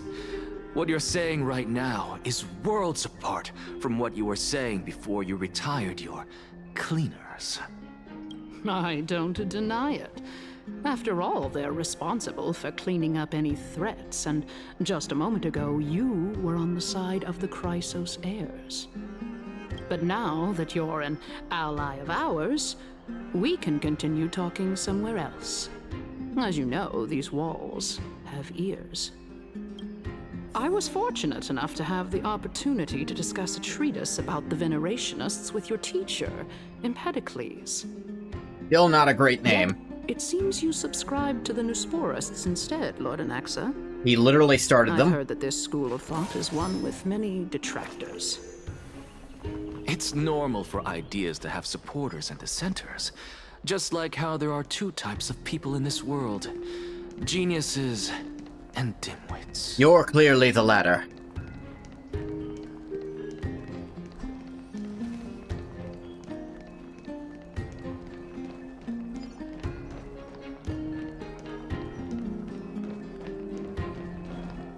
Welcome back to the hub of the Demigod Council, Lord Anaxagoras.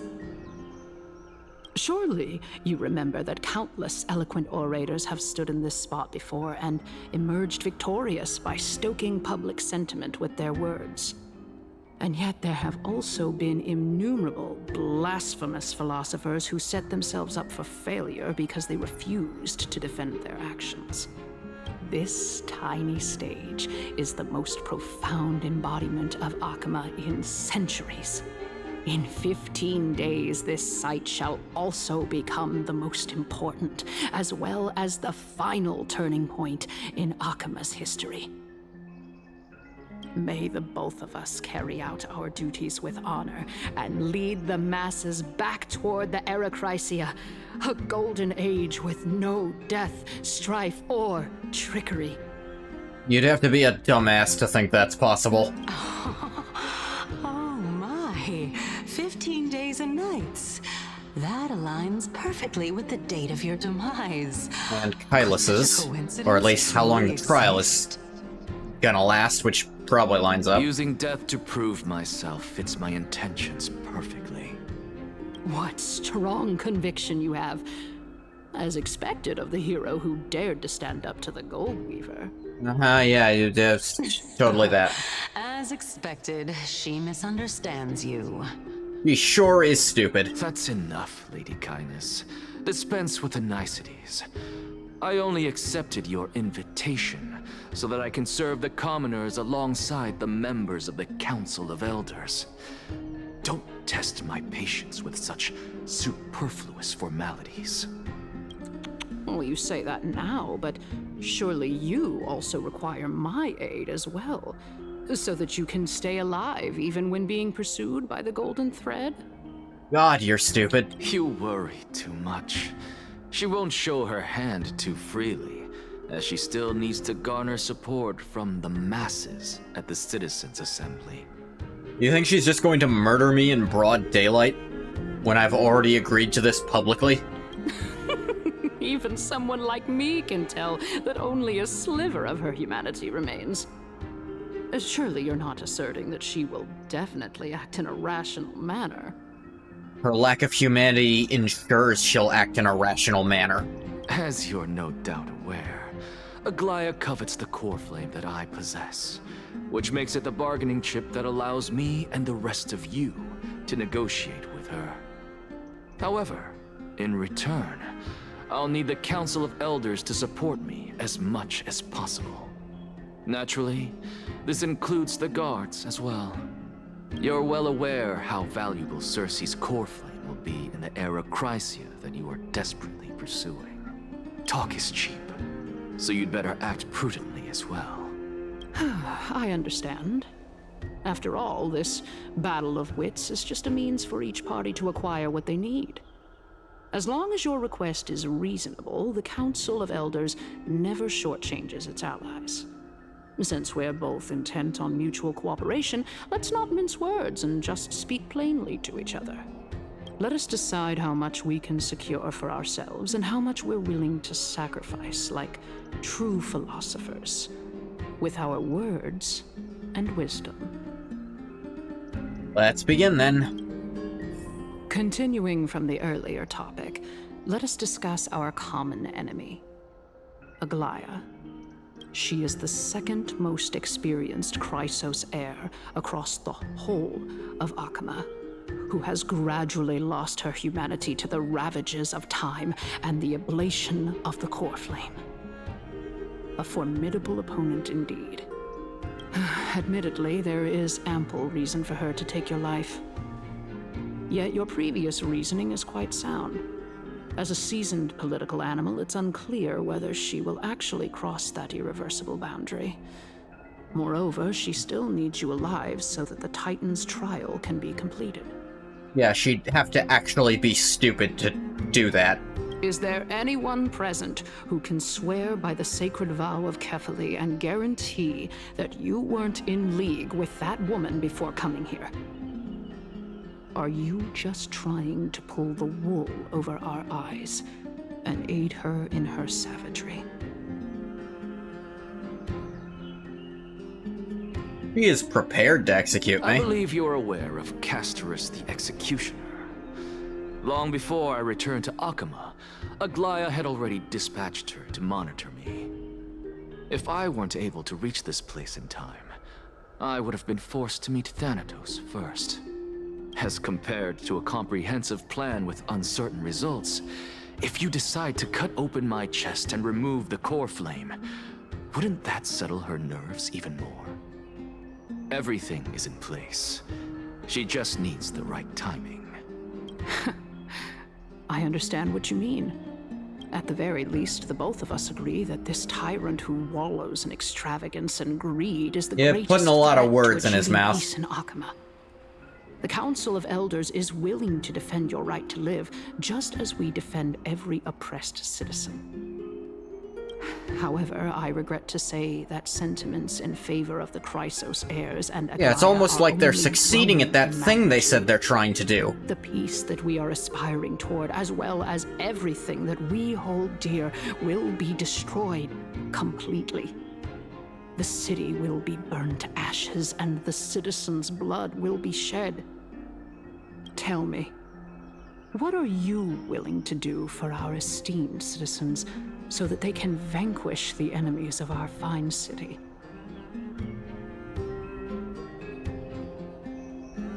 Garnering my support is equivalent to garnering the support of the entire Grove. Although the circumstances are rather unfortunate from an objective point of view, it is an undeniable fact that ever since the Grove was attacked, I have become the de facto leader of the Grove. The Council of Elders needs more backing if it wishes to topple Aglaia, and it's evident that the Academy wields considerable influence. At the very least, I have served as the Grove's special envoy to Akama for a significant amount of time. Of course, this also means that I will hold a crucial vote at the Citizens' Assembly. In the name of Kefali, Akama thanks you for your sincere and valuable thoughts. At this stage, it's clear that you and I understand the benefits to be won from this discussion. Let me put it plainly. The Council of Elders has always been renowned for its fairness, and that fairness is built on a foundation of sincerity.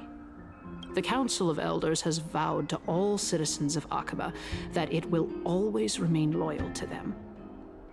As for you, my lord, how will you guarantee that you will be able to live up to such earnestness and will not betray Akama's indomitable citizens when the opportunity presents itself? Just as you now betray Aglaia when it suits you. How absurd. My loyalty is unquestionable. Surely you jest. My loyalty does not need to be proven. The fact that the Council of Elders is asking for proof of my loyalty is itself akin to a form of betrayal. I am incredibly honored to have witnessed the both of you bury the hatchet in a civilized manner. However, I am afraid that I must interrupt for a brief moment. What's this about, Lygus? As the Theoros, I have observed the following. Lady Aglaia, the Goldweaver, is currently on her way to Dawncloud. Oh, is she now? Oh. Well, I do believe that we might have a slight overabundance of guests today. Feeling dissatisfied, Lady Kindness? Despite the Council of Elders' lofty residence on Dawncloud, it must still tolerate the whims of the Chrysos heirs. So you were holding back just now.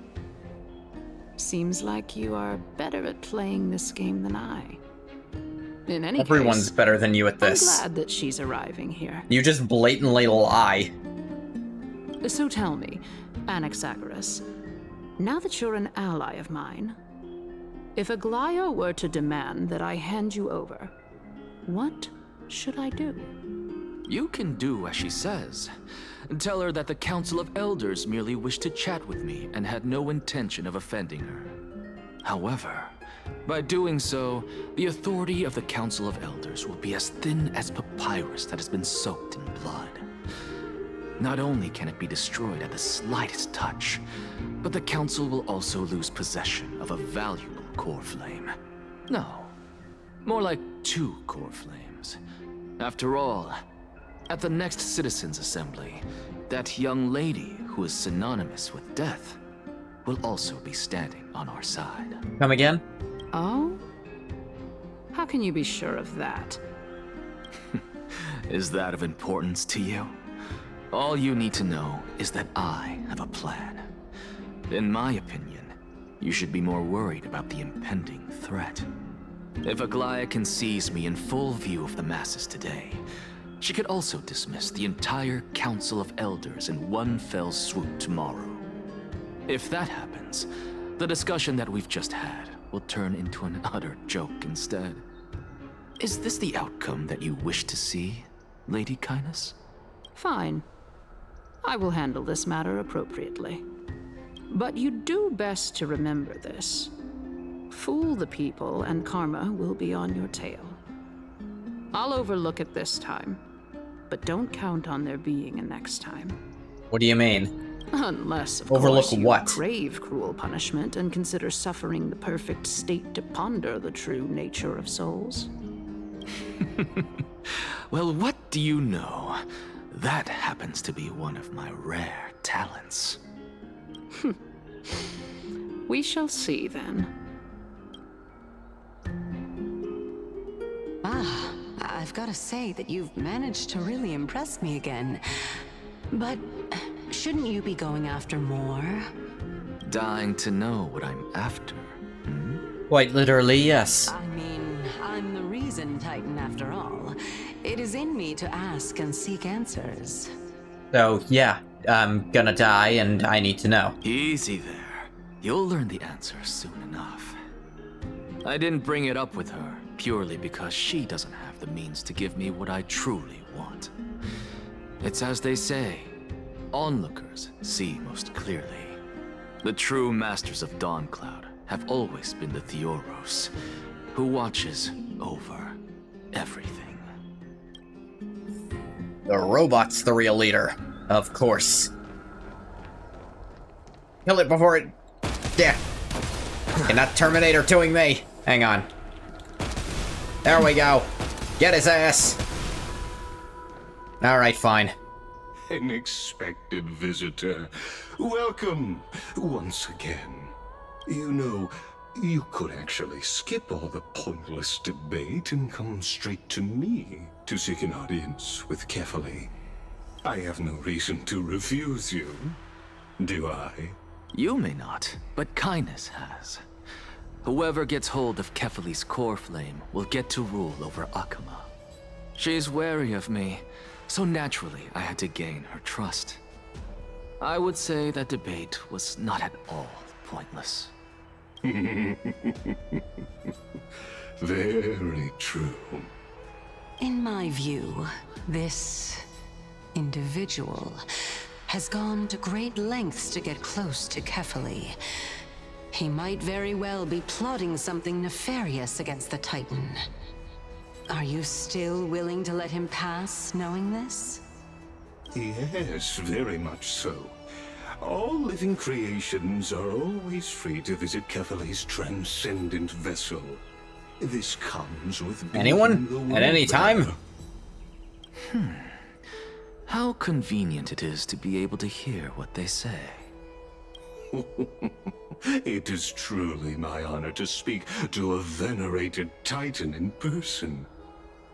Please, go ahead. Let me join you both on this journey.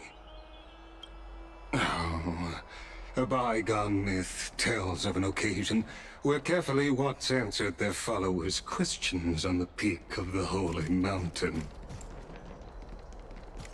Yeah. Their followers have since believed that scaling this Titan cliff is one way of being with the god. Hear that? It's not every day that you get to climb a mountain with Circes. You should sing me a hymn of praise. Go fuck yourself. Titan hymns are beyond me. Yeah, basically what he said.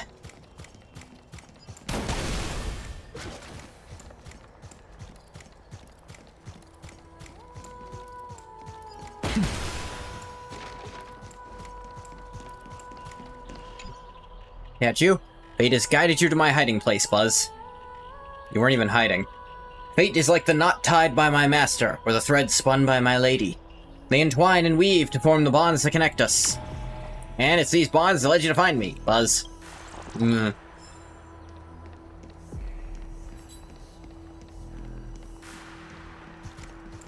We got ahead of him because he doesn't run fast enough. Go on ahead. Take this Yanis shortcut, and the long pilgrimage stairway will be waiting for you at its end. I have to admit, I never expected you to not ask me anything. Not even my motive. Because I know very well what it is you are after. As the saying goes, a gentleman helps others achieve their goals. I have a feeling that your theory will be validated at the end of this journey. I believe Kefali will not deprive you of your right to ask your question, especially now that you're on the brink of death. You must be closer to Kefali than anyone else. Wouldn't you agree? As a trailblazer, maybe. I hope things go as you say, then. Putting a child of justice into a farcical world is bound to turn it upside down. It is my hope that you bring a much-needed change to this world which is on the brink of destruction.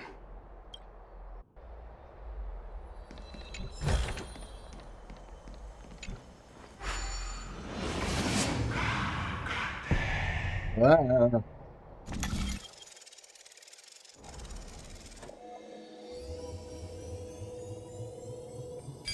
Real fucking far. Honestly, this is my first time going up to Dawncloud's peak. What a splendid view. Isn't it about time you recognize the magnificence of us Titans? Oop, that lighting is loading in. Well, I don't see how this place is different from those temples in the city. All they have are magnificent facades. And even though I've come this far, I'm still doubtful about getting useful clues from him. I must be getting ahead of myself to be expecting to hear something nice from you. Yeah, you really are. When has he been nice to anyone? Oh? Haven't you been in my head for some time now? It's high time you get used to how I feel about things. Alright, we're just a short hike away from Kefali. No time to waste here. Yeah. So the intellectual debate from earlier was too draining for you, huh? If Amphorius gets a new lease on life, you should focus on strengthening your body and stop shirking social interactions. Save your concern. The Titan is in sight. Can you make it? Why? Are you going to carry me up if I were to fall now? I know how far I can go, so just hold your tongue and come along. I'd pay to see that. Fine then. I guess I won't say any more. I'll just wait till your soul dissipates completely to gain control over your body. Wait. Is that... Circe's? Can still hear you. Hey, look at that. Huh? What should I be He can't see it? Am I hallucinating? Or do we even get to see souls when we're close to dying? That's not fucking good.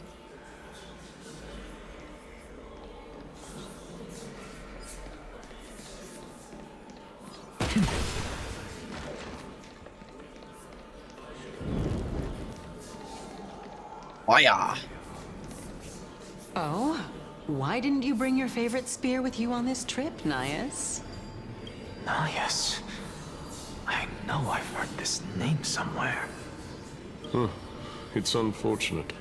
The Black Tide destroyed every last inch of my calyx. How could that be? Even a creation of Georios, from their prized ores and molten fire, couldn't escape the fate of destruction? Nias was, the avatar of, Strife, I'll say. Can't remember his actual name. Hey, Circe's. Do you know a certain Nias? Nias? No. Not that I remember. How did you even think up such a strange name?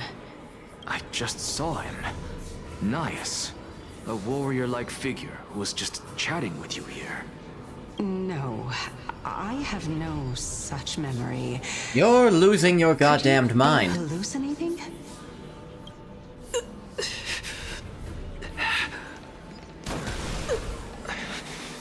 This is a departed spirit. There's about a few of them. Catch. Halt, traveler from afar. Buzz. 100 challengers have already failed my trial. Will you be the 101st?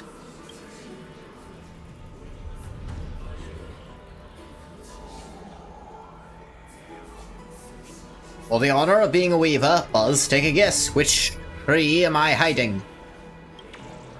This is also a way to break the game, Buzz. Just shoot it. Boom. Oh, get.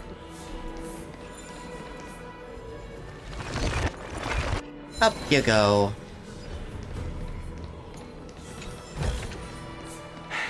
I suppose I can just ignore this.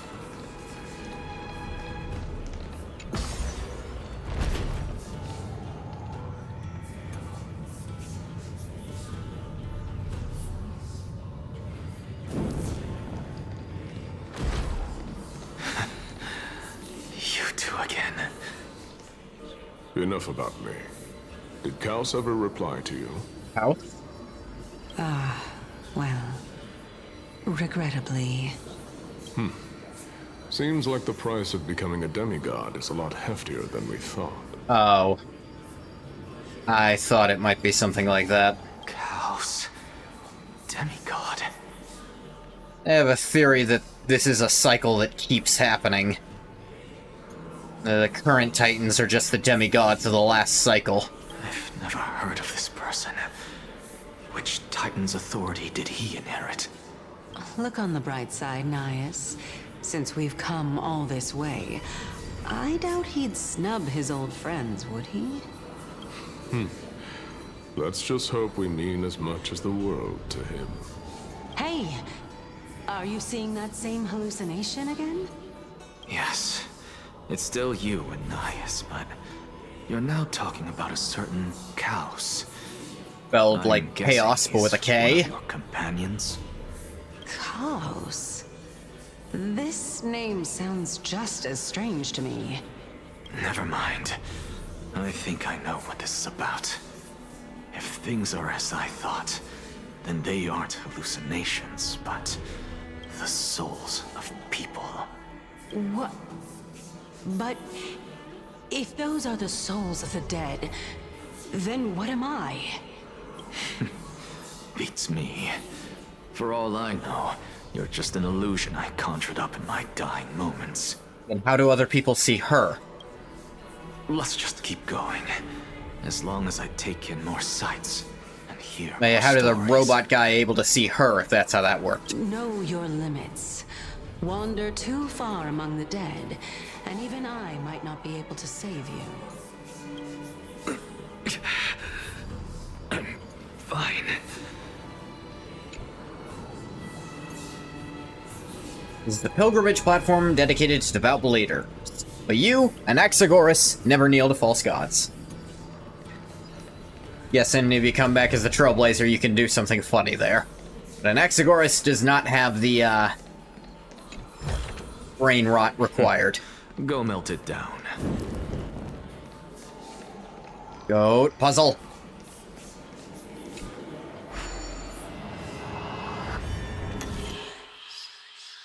Ooh. Mana.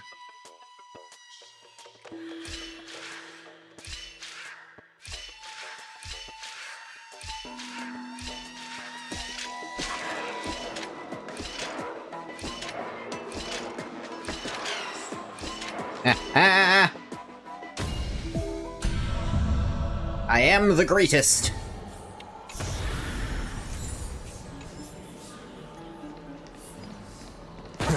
Done. So, we meet again. I'm sure you wouldn't mind a snooping ear.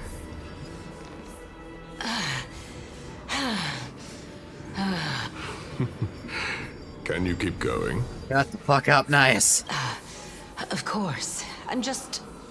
If I knew we had to climb a mountain, I wouldn't have come along with you. I guess this also counts as one aspect of the world-bearing burden. If Amphorius does have a next life, you may want to get your body in shape. Keep your sarcasm to yourself. I'm not getting anything of value from them. Butterfly. I would sooner throw myself off this cliff and hit rock bottom than exercise even a little. I am Calypso of the eminent Seven Sages, after all. Calypso. Training would make me no different from those Helcalithist barbarians. Calypso. She's one of the Seven Sages. A member of the Grove? No, she can't be. I would know her name if she really were one of the Seven Sages. Hey, Circes. Does the name Calypso ring a bell? Circes? Oh dear. Daggone. Doesn't matter. I can do this myself. Looks like I'm nearly there now. The land of the dead. Oh, beautiful old world. Where are you now? Oh, legendary era Chrysia, return to the mortal realm. Circes, is now the time for that. Once walked the paths we walk. Ooh. Alas, all that's left of that warmth is a hazy mirage. Why are you chanting that too?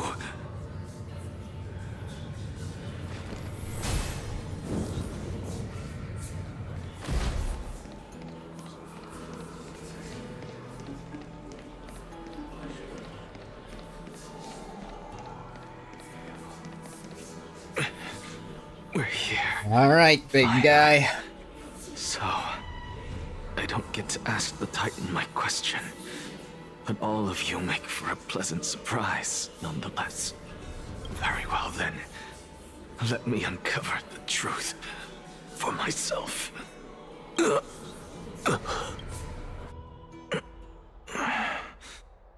I still fail to make it in time? Huh? So, I'm back here again. Here we are.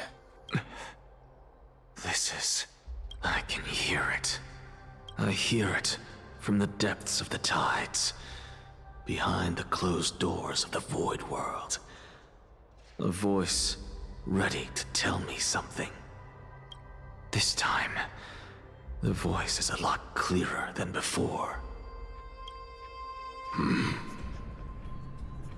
Since we've come this far, let's just wait. Lord Nias and Miss Calypso, are you both here to visit Chaos too? Yes, and we've been waiting for quite some time now. Regrettably, he hasn't answered us. The worst-case scenario is that he's already been overwhelmed and crushed by the world-bearing burden. You're overthinking, Lord Nias. I can still sense Chaos' soul in the area. And besides, we both know Chaos' nature. A deliverer like him wouldn't fall so readily, much less give up on all that he holds dear. Isn't that so? Deliverer? That's the word you used, deliverer. Yes. I have faith in him. That reminds me. Why are you making this trip alone, Polixia? Oh, my sister needs more time to make sure the flowers are fine. Such a pity. Both of you have hearts kinder than anyone else. Yet you are born only to take over Thanatos' divinity. Everything that I see and hear this time has left me shaken to the core. What may seem like a mundane conversation is in truth a once-in-a-lifetime exchange that has revealed the ultimate answer to Cersei's question. What exactly are we? The conjecture has taken shape and must now be solidified into a theorem. Next, I only need to seek verification from Kefali. By doing so, I can answer Cersei's question and reclaim my body. But no, I will not do that. That isn't important. It's not? Because another one of my conjectures, one that I have always dreamed of proving, has been proved right this very instant. What would that be? Fusing a mortal soul with that of a Titan to replace said Titan is not a ludicrous idea after all.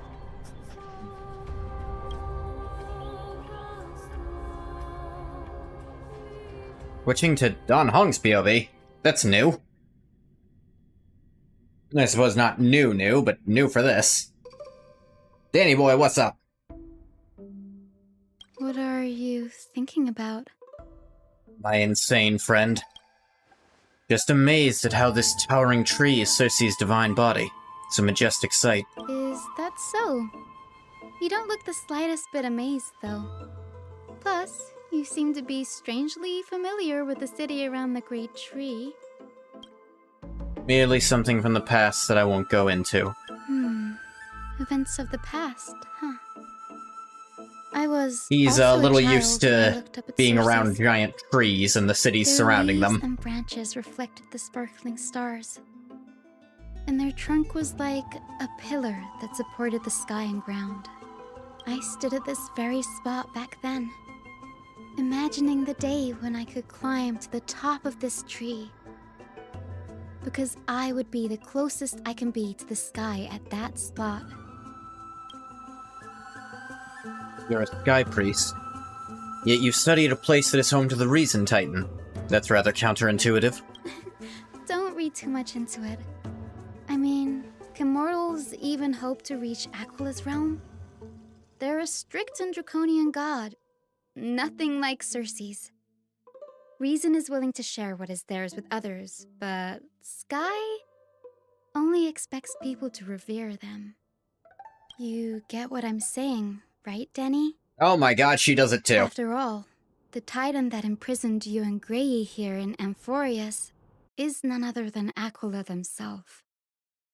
Amazing that that's still going on. Yes, I didn't count on provoking the ire of a local god. But there will always be people who dream of soaring towards the sky. The Grove has a wealth of research on Aquila, and that is exactly what we are here for. It's just... I never thought Grey would meet with something like that before we set off. As a physician, I should have been there by his side. Bad luck tends to come in streaks, so don't beat yourself up over it. Aglaya needs you here to uncover the truth behind what happened to the Grove. Let's just make the most out of this trip and keep a lookout for any documents related to the Death Titan. They could be useful to Kylus. Yeah, there's no rest for the weary, huh? In any case, what we're looking for could be anywhere in this enormous grove. Let's split up to cover more ground. Danny, with your skills, I'm sure those monsters born of the Black Tide will pose no threat to you anyway. True enough. What about you? Will you be alright on your own? Have you forgotten that you're talking to the chief physician of the Twilight Courtyard? That doesn't imply Have more faith combat in me. ability. I'll be just fine. The silence in here is near deafening.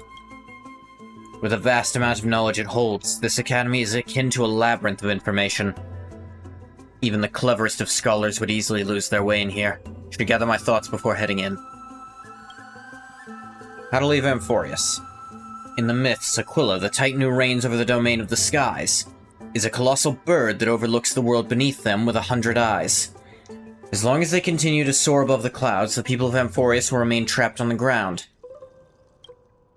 Hyacinth's forebears were priests who worshipped Aquila. Nobody is more familiar with the taboos of the Sky Titan than her. Seeing how Aglaia sent her here as my guide, it's possible she plans to have Hyacinth take on a trial in the future. Amphorius Titan mythology. In Amphorius, Titans are a common topic of discussion. People create myths that in turn conceive Titans. It's a tricky task to keep an objective view when among the people of Amphorius. Is there a way to step out of the situation and look at it from a different perspective? Titans and Aeons. Titans and Aeons are two distinct classes of beings.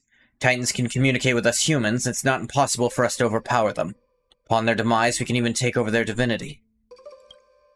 In this regard, Titans can be said to be a lot more similar to humans than Aeons are. Chrysosaurs and demigods. Chrysosaurs are humans who possess heroic qualities, with most of them demonstrating extraordinary combat prowess and strength. Upon clearing a core flame trial, the Chrysosaur can even ascend to a demigod and inherit a Titan's divinity. Wait, something about that feels off. Is this a selection process of some sort? Flamechase Journey and the Prophecy. Guided by the prophecy, the heroes are on a quest to reclaim core flames and usher in the Era Nova. Their efforts have seen gratifying results to date. As I expected, the prophecy is the hardest to make any sense of. With barely any information to go on, no matter how much I ruminate on it, it won't yield any results. Should leave this for another time. Think of something else. Kyla's plight. Nobody could have ever imagined that Kylos' life would be forfeited the moment we landed on Amphorius. Could have done more to keep him safe, but it's not too late. We still have a fighting chance. The unique rules that govern life and death on Amphorius might just work in our favor and save him. The Grove is a veritable library of knowledge. Maybe they'll have records on a similar case? Please let there be one. Enough musing for now, time to move. Clock is ticking. I should search for clues as I move. Night sky feels unusual, now that I've gotten used to the eternal light of Akuma.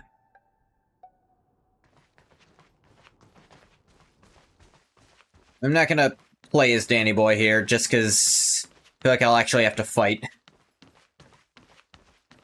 And he would not be conducive to this team setup I have.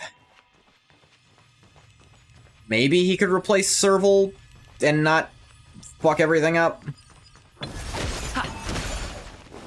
Maybe.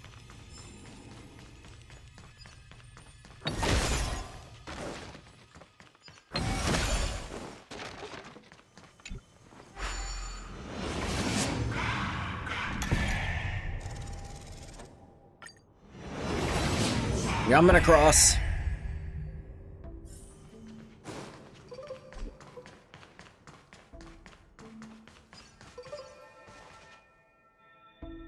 Black monsters are twisted in form, and their life is turned to ash together with their souls. It's impossible to figure out their form when they were still alive. These are the remains of a black tide monster. It does look different from the Titankin from up close. What's that underneath it? A scroll? Horrid debate between Venerationist and New Sporist scholars. Most of it's illegible, leaving only fragments of dialogue. We all recall that state that dared touch the sky. What were they really? Just blind masses manipulated by ambitious politicians who dared challenge the Titan's authority. Completely meaningless attempt, an absolute mistake. You Venerationists have bowed to the Titans for so long you've forgotten a scholar's true purpose? Making a mistake does not mean the act was meaningless. Even those students new to the Grove understand this from basic logic lessons. An entire city-state reduced to ashes proved the skyship's construction was a mistake. To me, that's precisely the meaning they achieved through sacrifice. Am I hearing this right? Such a statement? Are you converting to Venerationism? No, I'm simply examining the matter from another perspective. Legible content ends here. As I expected, the Grove doesn't forbid discussions about the sky. It's a debate between two scholars about the skyships. Well, I also made mention of the ships that when she interrogated us. Memory I'd rather forget. I'll hold on to this for now. With any luck, the journey won't leave us empty-handed.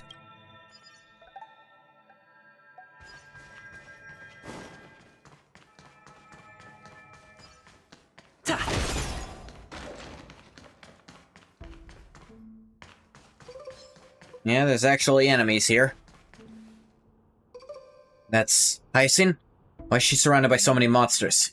Much faith as I have in her, it's probably a good idea to help her out there. Really now?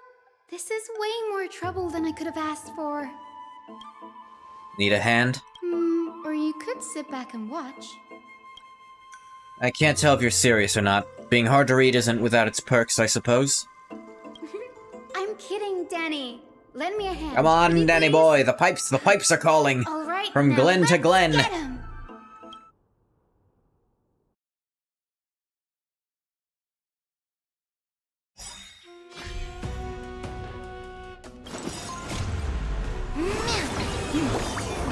Mega Mem! For the first time, this entire stream, finally a fight.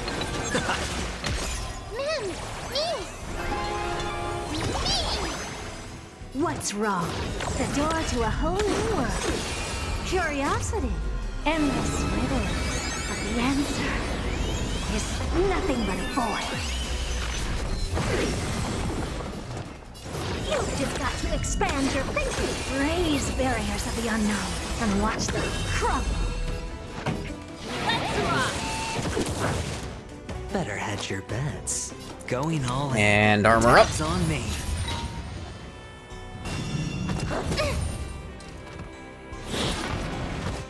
That's it. Ready to lose yourself? Fight it or rock with it. My music. Conquer us all.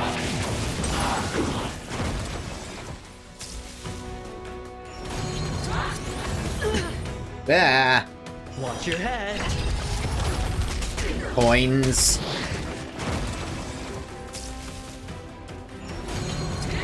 Fire of vengeance. Ow. More coins. Drop the slots. Are you gonna do that again? Well, unfortunately for you, more of these.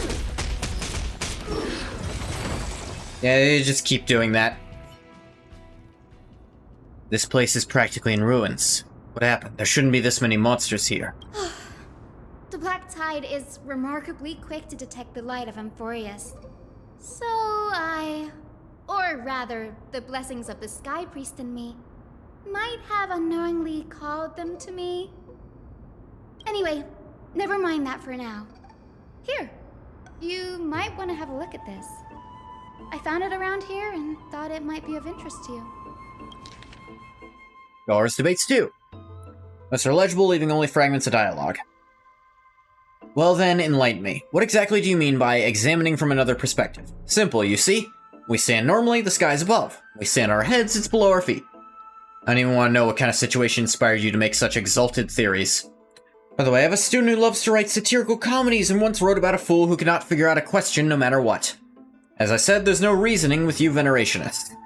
I like Dromuses, huge, yet always gazing downward at the earth, while I want to be the wasp that stings the Dromus.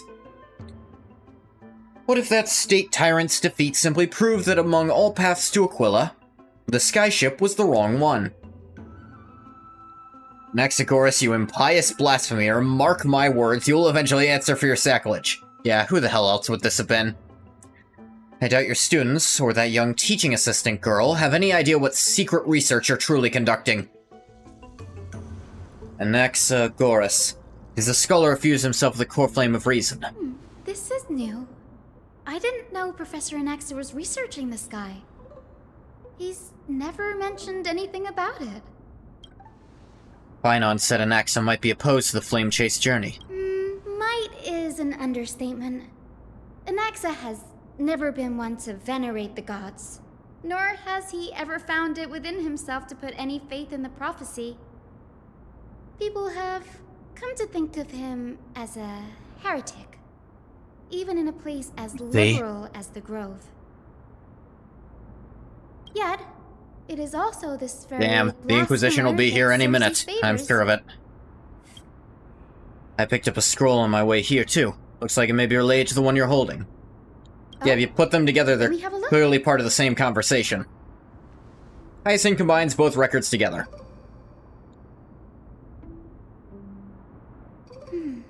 By the looks of them, These scrolls are records of 2 conversations that took place in the same setting, one after the other. No, it's the same conversation, I think you'll find. Still much I don't know about the Grove. Mind if I ask you a few questions? Sure, go ahead. Who are the Venerationists? The Grove of Epiphany is home to 7 schools of thought.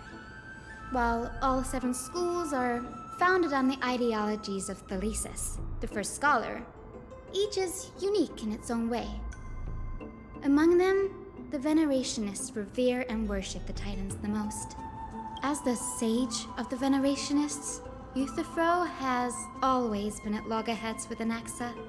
If we were to place the 7 sages on the scales of Talanton, Anaxa and Euthyphro would be placed on opposite sides to achieve balance. Religious humor. Very illustrative explanation, thank you. Was it a mistake to build the skyships? Nearly everyone in Amphorius has heard the story of the skyships by now. Aquila's stature is loftier than the heavens, and their divine retribution is merciless. That's the fucking zap. That's why it's no use building giant skyfaring ships. Oh, but I do wonder if a supercharged mini Treaty cannon could slip past their watch. That was a joke, right? Wasn't it? What is Anaxa's field of study? Newsporists primarily study the application of alchemy in soul repair. Everyone considers Anaxa a blasphemer, but that has never stopped him from sharing his ideas, no matter how taboo. If you must say that he's hiding something, then it's likely what lies beneath his eye patch. Nothing at all. He gave up an eye. I don't have any more questions. Anaxa often says that every failure brings us one step closer to the truth. Perhaps, to him, the crash of the skyship carries a different interpretation. The firmament is not impenetrable. Nah, don't be talking about the firmament on the internet.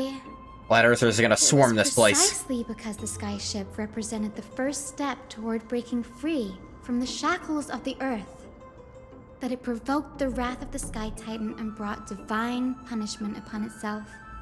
It's a shame that the majority of the Grove's research on Aquila was headed by the Venerationists, with sacrificial rituals making up a predominant part of their findings. Discourse about more esoteric subject matters in relation to Aquila dwindled even further after the skyship incident. So much so that even this scroll is completely new to me. Don't worry about it. We'll just collect everything we can find on the Titans for now. There's something else that's caught my attention, though. This says that Anaxa is conducting secret experiments of some sort? That's what I'd like to know. What are these experiments he's involved in? Even I, the assistant lecturer, know next to nothing about them. I have a bad feeling about this. Could there be more to what happened at the Grove? How do you mean? The tide showed up. I feel like that's what happened. There's not a lot else to discuss regarding it. This is the Library of Philia, a place where the Grove stores its collection of tomes. Other than books written by the 7 schools, you can also find philosophical texts, ballads, and religious writings from the Outlands here. Cities that desire to learn from the Grove were apparently expected to contribute knowledge of equal value to what they sought. We've had more than our fair share of hilarious episodes over the years. Oh, hilarious. For instance, it's said that the Erythrocheramists once borrowed a manuscript God, from that a word's a certain nightmare. author, but ended up returning a copy instead of the original. What's more, the original manuscript was supposedly then hidden here. That doesn't seem like a nice thing to do. Nice? No need to hold yourself back, Danny. You can just tell it like it is. Their behavior was no different from bandits. If you don't mind, did the Grove ever rob Castrum Kremnos? You've got me there. Some said you couldn't even find a dictionary in Castrum Yeah. Kremnos. so I guess they were spared. There are too many books in the Library of Philia. Flipping through them all will take too long. Why don't we use the Biblioslate to search for the texts we need? We can bring them back to Akuma for reading after that. Agreed. This place isn't safe. We should leave as soon as we're done. There's still several more scrolls strewn all over the place. Gather them while you pull up those texts. This way nothing will be overlooked.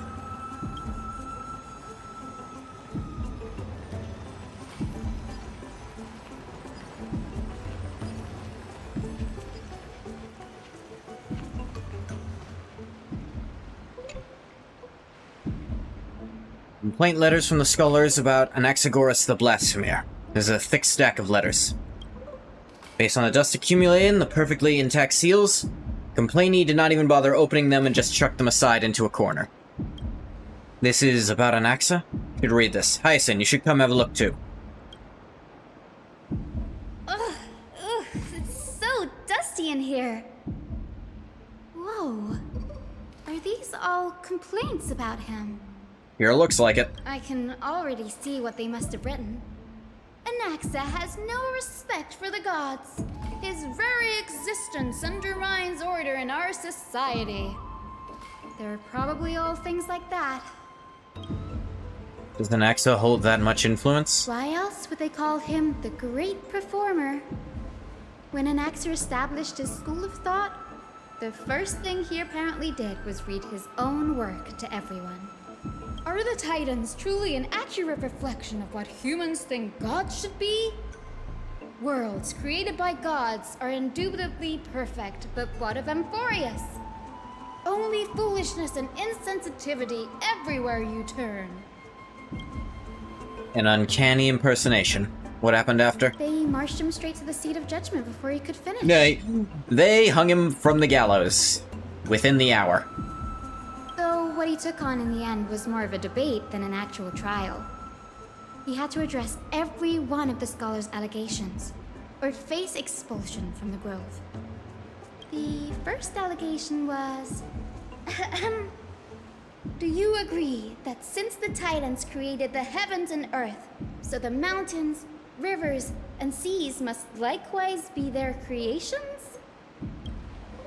Am I supposed to put myself in Anaxa's shoes and answer that? Yes. As told in the myths, the seas, the skies, and the earth are all, beyond the shadow of a doubt, creations of the Titans. Anaxa would have probably been spared a lot of trouble if he had answered this way.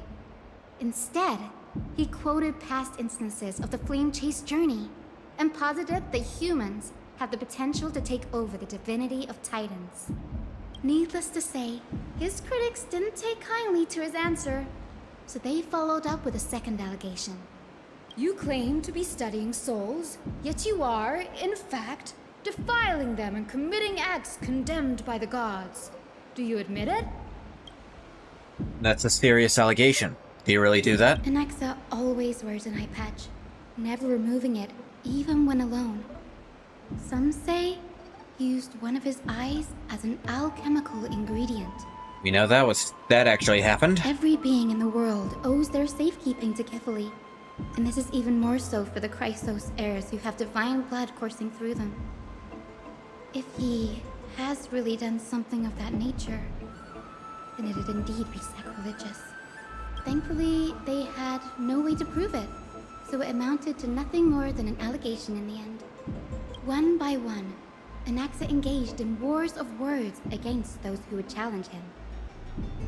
Toward the end, a scholar asked him, Anaxagoras, have you any respect for the gods? It was only after a brief silence that he answered, I have never denied that Titans are meant to be noble constructs. What he didn't say, the Titans are not noble, rings louder in this case. Yes. I'm not sure how that controversy was eventually resolved. But what's for certain, at least, is that Anaxa was allowed to stay in the Grove where he continued his research, despite being regarded as a heretic. By the way, this stack of complaint letters has reminded me of a place in the Grove. We may find clues there that aren't on the teleslate. Oh yeah? I'm talking about Anaxa's alchemy lab. hidden between the cornerstones. Ah. Given the Grove's meticulous approach to archiving, could there really be such an oversight right under their noses? It's a well-kept secret.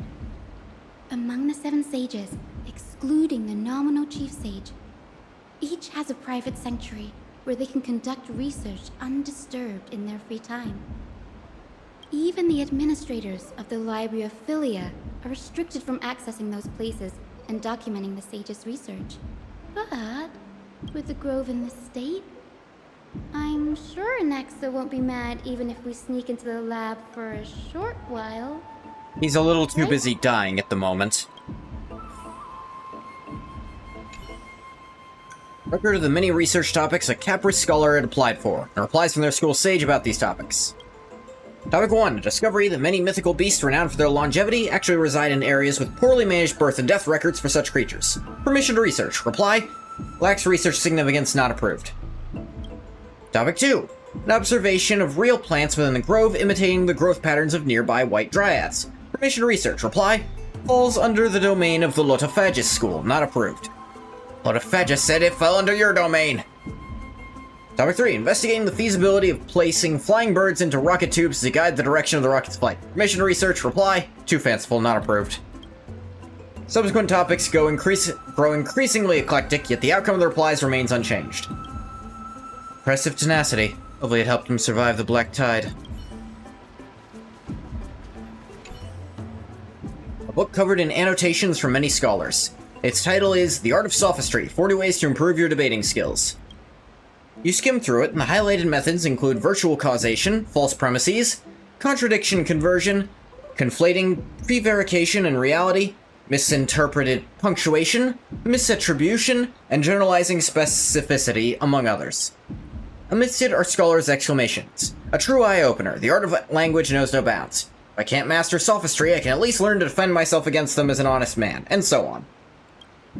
Last resort is, when all else fails, employ brute force. This isn't going to be of any help, that's for sure.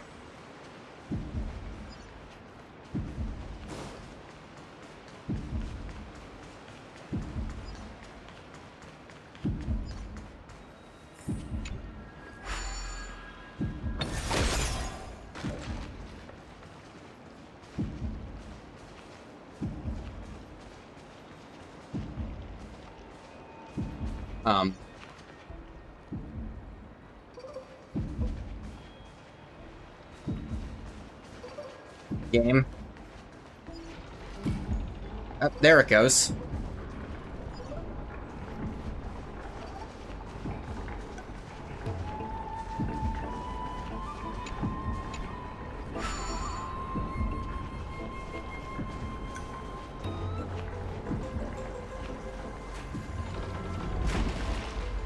Right, now it's working. That was weird.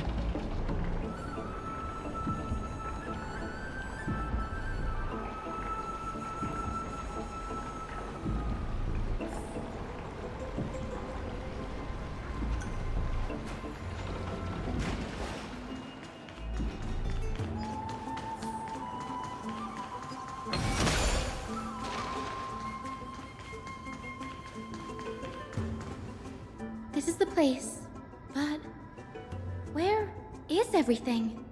Materials for alchemical experiments, matrix diagrams, and even the seal to the lab. They're all gone. Did the Black Tide destroy it all? Maybe an axe that cleared it out. No wonder we didn't see any defense mechanisms along the way. Have you ever been here before? No, not even close. Not only are alchemy experiments high-risk activities, but Professor Anaxa also has a penchant for using bizarre materials. Students often saw him walk in looking right as rain, but come out covered in soot with his hair singed. Naturally, no one dared to come near this place. Huh? That bookshelf over there seems to be the only thing still intact.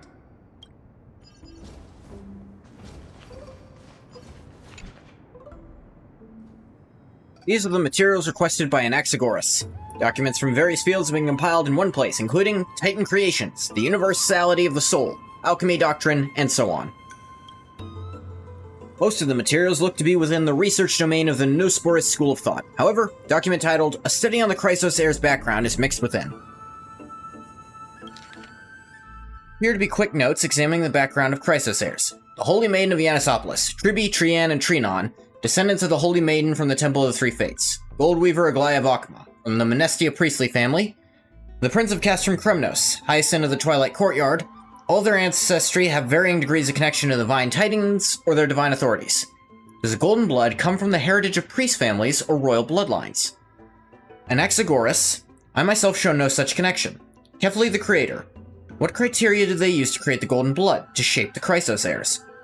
Yet Castorice, the servant of death from Idonia, her lineage is neither Titan priest nor demigod, but she has walked the earth for at least a millennium with the power to grant death to humans. Where did this power come from? Another text speaks of the dragon legends of Styxia. The alchemical extraction of soul ripped from dragon corpses is intriguing. Dragons appear to be the Titan's creations. Perhaps there's a way to reverse the process, using alchemy to refuse human souls with Titan creations, increasing the purity and divinity of golden blood toward the absolute? This theory must be tested, experiments to be arranged. What's going on? Anaxa is conducting research on our friends in Akhma and... me? All the heirs, it looks like. This journal contains several intriguing points. Creations of Titans. From the abyss of fate to Castrum Kremnos, I've seen many a Titan creation during my time in Amphorius. Lifeforms created by Circes can also be found in the Grove. But fusing them with human souls through alchemical means? I can't even begin to imagine. The Chrysos heirs. Anaxa seems to hold special interest in the divinity coursing through the Chrysos heirs' veins. Has even conducted a thorough investigation into the heroes' backgrounds. It wouldn't have been so strange if he had focused only on Cassie, given her own curiosity about her origins. Plus, considering that the Noosporists have crafted omnipotent medicines capable of curing diseases, it also makes sense that he would conduct research on immortal Chrysos heirs. But now, it seems Anaxa's objective was never to create medicine, but to identify the origin of the golden blood and figure out its inner workings. Anaxa's research. Through alchemy, Anaxa aims to refine the golden blood in the Chrysos heirs to a degree of purity equal to divinity. This must be what he means by close to true purity, but treating both Titan creations and the human body as materials to be used in alchemy experiments? That's rather extreme. Danny, look at this. I have a bad feeling about this. A hastily written journal. These documents appear incomplete. Judging from what's left behind, the important alchemical formulae have been taken away. Only the author's reasoning remains. The previous approach has flaws. Fusing human souls with Titan creations does not purify golden blood. Even pure Titan creations are contaminants to the Chrysos heirs' golden blood. Soul fusion between humans and creations merely repairs impurities of the soul or maintains a connection to dying souls. While creation myths tell us that Chrysos heirs and other creations were all made by Titans, their nature differs fundamentally. Titans' creations are no intermediate products of an alchemical process. Chrysos heirs are closer to the Titans than the creations. In other words, I should not have considered Titan creations equal to Chrysos heirs. The hypothesis I should focus on is one pointed towards the Titans themselves. Such rare chances to study Titans demand a meticulous selection of research subjects. Living Titans prove impossible to restrain, and dead Titans offer no insights worth pursuing. But dying Titans, they're the perfect research subjects.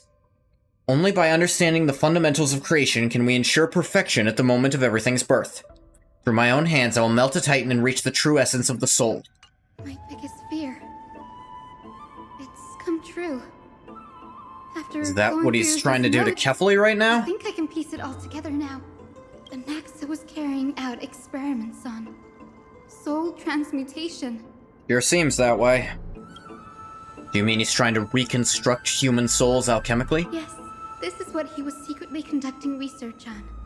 Something he had to keep hidden from others. Compared to his public speeches, this is the real blasphemy. Oh, I just thought of something. What's wrong? Do you remember when the Black Tide was approaching? The Grove had planned to send Circe's core flame to a safe place.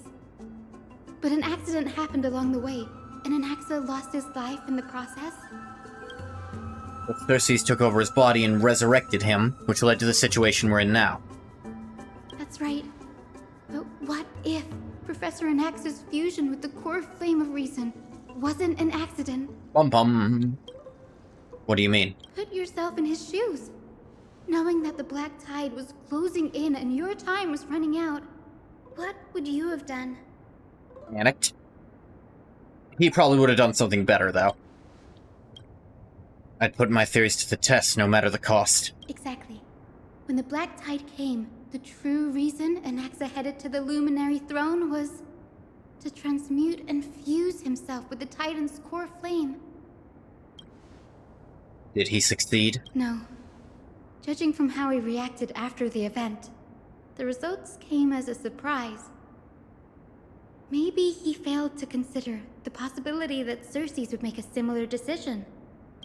The manuscripts detailing all the alchemical formulae have been taken away. His research is still ongoing. Would he have taken them for other purposes? Like what? There's only one Titan left in the world now. Yeah, she's caught up. No way. To conceive an entity of perfection, one must first understand the principles of creation. If Anaxa is in Akuma now, then that means... He's after Kefali. Sir, this sky above us, it's not real, is it? Of course not. This is just an image from a projection device used for educational purposes. A simple trick. The day-night cycle has been lost to this world. So that students like you may still learn about the night sky, astronomers have harnessed the Titan's miraculous power to manipulate the light, projecting the nights of the past here for you. Much like how the sky above the Holy City is also illuminated by Kefali's dawn device. So, the skies of Akuma are fake too. You mustn't conclude that, Anaxa. You should know that only a child would expose a trick and be proud of it. He's got a point there. Often people know more than they let on. They simply choose to feign ignorance because they have no other choice. Then they're just deluding themselves. People believe in Kefali's tale of Genesis, accepting wholesale whatever the priests preach. But we're different. We've already walked out of the firelit cave of ignorance. We have already realized that we live in a world where Titans make the rules. Even when we look at the sky, we're only seeing what they allow us to see. Rather than gazing at this mockery of a night sky fabricated by them for the rest of my life, why shouldn't I be the one to take control of the projection device instead? So much time has passed since you sowed the seeds of doubt in my heart, child. Many a night, I find myself penning down all my theories and wild ideas, only to burn them to ashes when I open my eyes in the day. Why? Because we'll face death by burning if word gets out? As a sage of the Venerationists, my soul has already become inextricably linked to the great tree. Every word I say and every move I make is certain to influence every leaf, every branch, even the tree itself. But above all else, my days are numbered. Instinctively, I have my doubts about the golden blood and the human soul, yet I have no means of verifying them. The golden blood in my veins is woefully thin, and I am loath to waste what little time I have left obsessing over a hypothesis that cannot even be proven in the first place. But I can, sir. I can do it for us. The time is right. Give me all that I need, and I shall accomplish this grand feat on your behalf. You're right. We didn't have a good argument. I guess that, like, Yeah, good point, In the yeah. next meeting of the sages, I will spare no efforts fighting for the rights you deserve. Go. Establish your own school of thought. Find out what we are. Become the one who conquers the ultimate truths of the world. Child of humanity, you didn't go to such lengths for an audience with Kefali. Just ask him a few questions, did you? So, you figured it out. If I were as foolish as a Dromus, perhaps I'd throw myself down and prostrate before their greatness, begging for the gods' prophetic wisdom. Well, sorry to disappoint, but I'm no Dromus. Alas, Yeah, kind of an ass, though. I am You can't deny that. Standing tall on 2 feet, possessing both intellect and pride. Before such power, does it make any difference whether you're a human or a Dromus? I'm sure you're familiar with the story of the Styxians. Ah, When hey, the look, raging Styx. waves threatened to swallow them. Yeah. They didn't just give up and become sitting ducks. No. They constructed a dam that kept the roaring tide at bay, chaining down the mad Fagusa. They call me a blasphemer, Circes. But that doesn't mean I deny the existence of gods. It's just, as I see it, Titans are simply a force that mankind has yet to find a way to tame. Oh? If power that rivals the Titans is what you crave, why not conform to the prophecy and brave the trial? Why stop at harnessing the power of the Titans when I can do so much more? What do you mean, so much more? The source of life is what I wish to grasp. To understand what makes up the soul, and to learn what we really are. Thanks to you, I've had the chance to personally verify, in more ways than one, that the soul indeed ceases to exist in death. But where there is death, there is life. And where there is an end, there must also be a beginning. How then is a soul born? That was the only unknown variable left in my calculations. And by the sound of it, you have already formed a conjecture. No, I have already drawn a conclusion. In my journey unto death just now, I finally saw the answer with my own eyes. Professor Anaxa. I'm here. Ah, Castorice. His life hangs by a thread. I must ask you to refrain from taking any unnecessary steps. Of course. I'll bring this to a conclusive end, and give you the answer you so desire. However, in accordance with the principle of equivalent exchange, I must also demand from you what I need. And what are you gonna ask Castorice for? As you wish.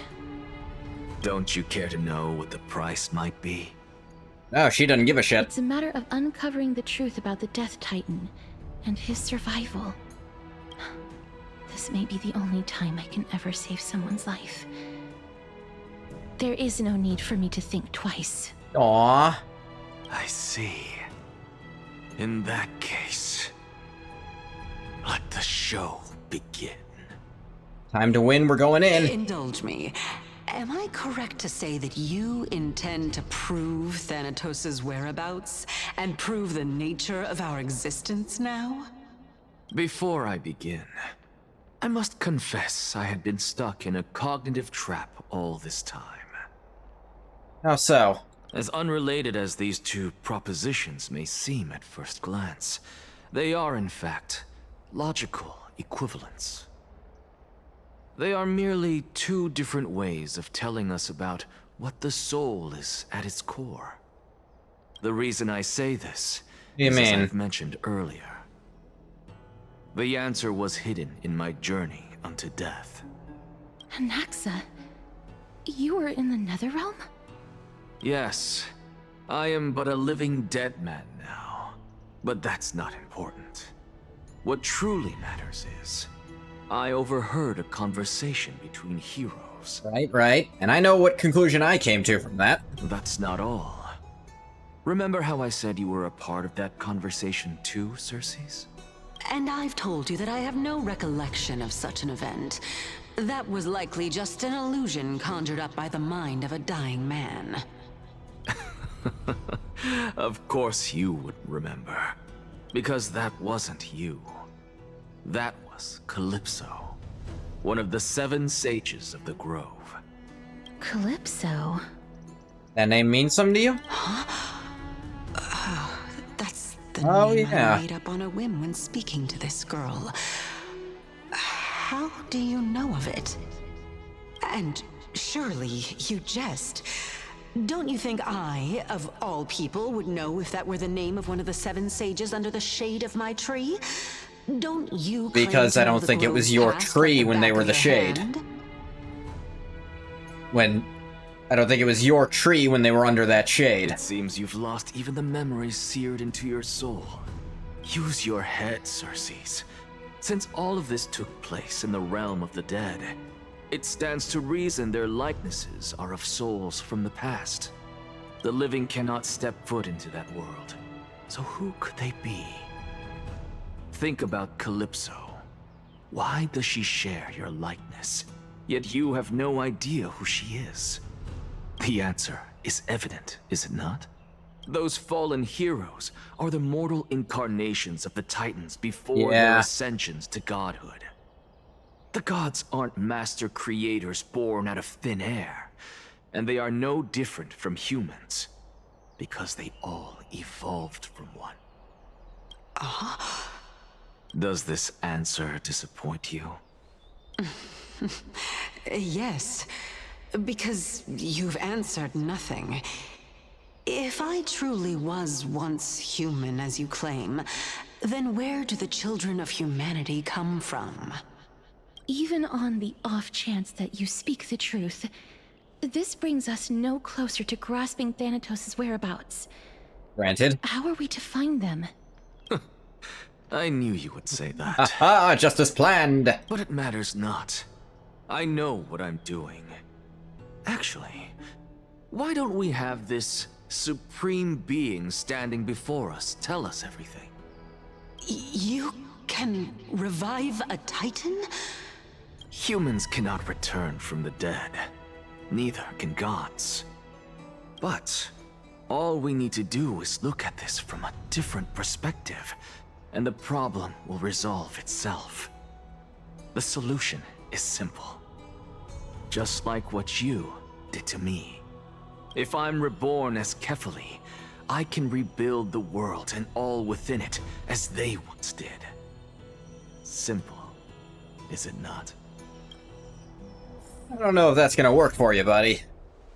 In the meantime, of course in the meantime, I have news from Hyacinth and Dan Heng. Anaxa might be trying to do something with Kefali's divine body. Kefali? But what could Anaxa want? Is the Council of Elders going to sit around and let such a sacrilegious act unfold? They might not know. That is not possible. He is indeed the great performer, capable of fooling anyone and everyone with his tricks. I'm sorry. No need for guilt, for this is good news to us. The Council of Elders has found themselves a traitorous ally.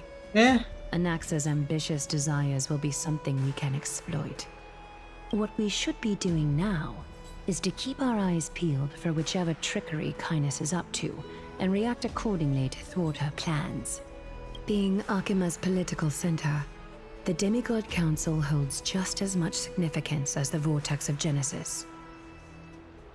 Someday, after my duty is over, this site will take the place of the battlefield where you hunt gods. Become the next challenge you ought to overcome. Till then, it's best to get used to this place as soon as possible. Come find us anytime you need something.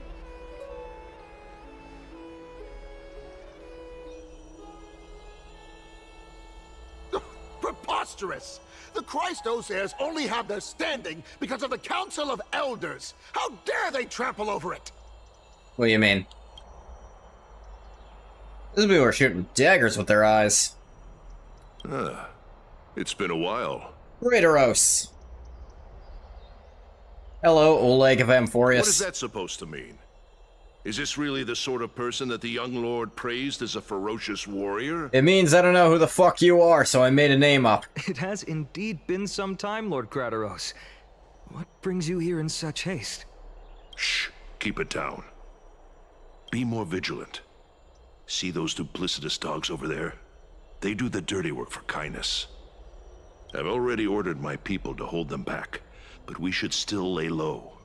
Unless you're itching for a bloody fight to get a workout in. My bad. So, did something happen? Did you hear thunderclaps last night?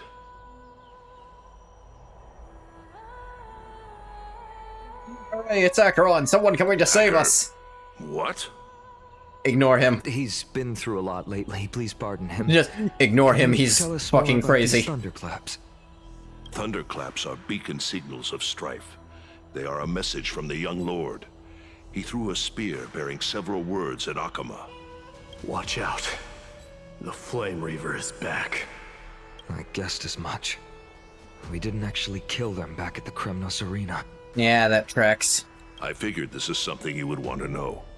We Kremnoans never back down from a fight. So if you plan to take that thing down in a battle, reach out to me anytime. You have my gratitude. I will let Aglaya know about this right away. Remind her to be on her toes while you're at it. That vicious kindness has been unusually active lately.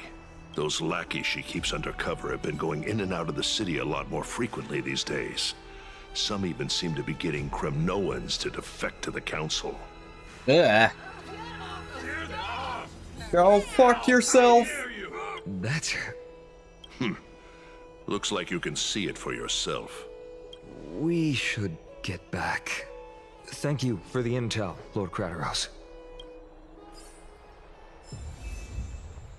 Back to the Trailblazer, finally. Feel like it's been forever. By Catherly into Lenten above, as the Theoros I have observed. Virtuous citizens of Akama, Finan of Ides, Elysiae, and the Outlander are heading towards... Do you just call me the ugly one? I'll kill you, you sick fuck!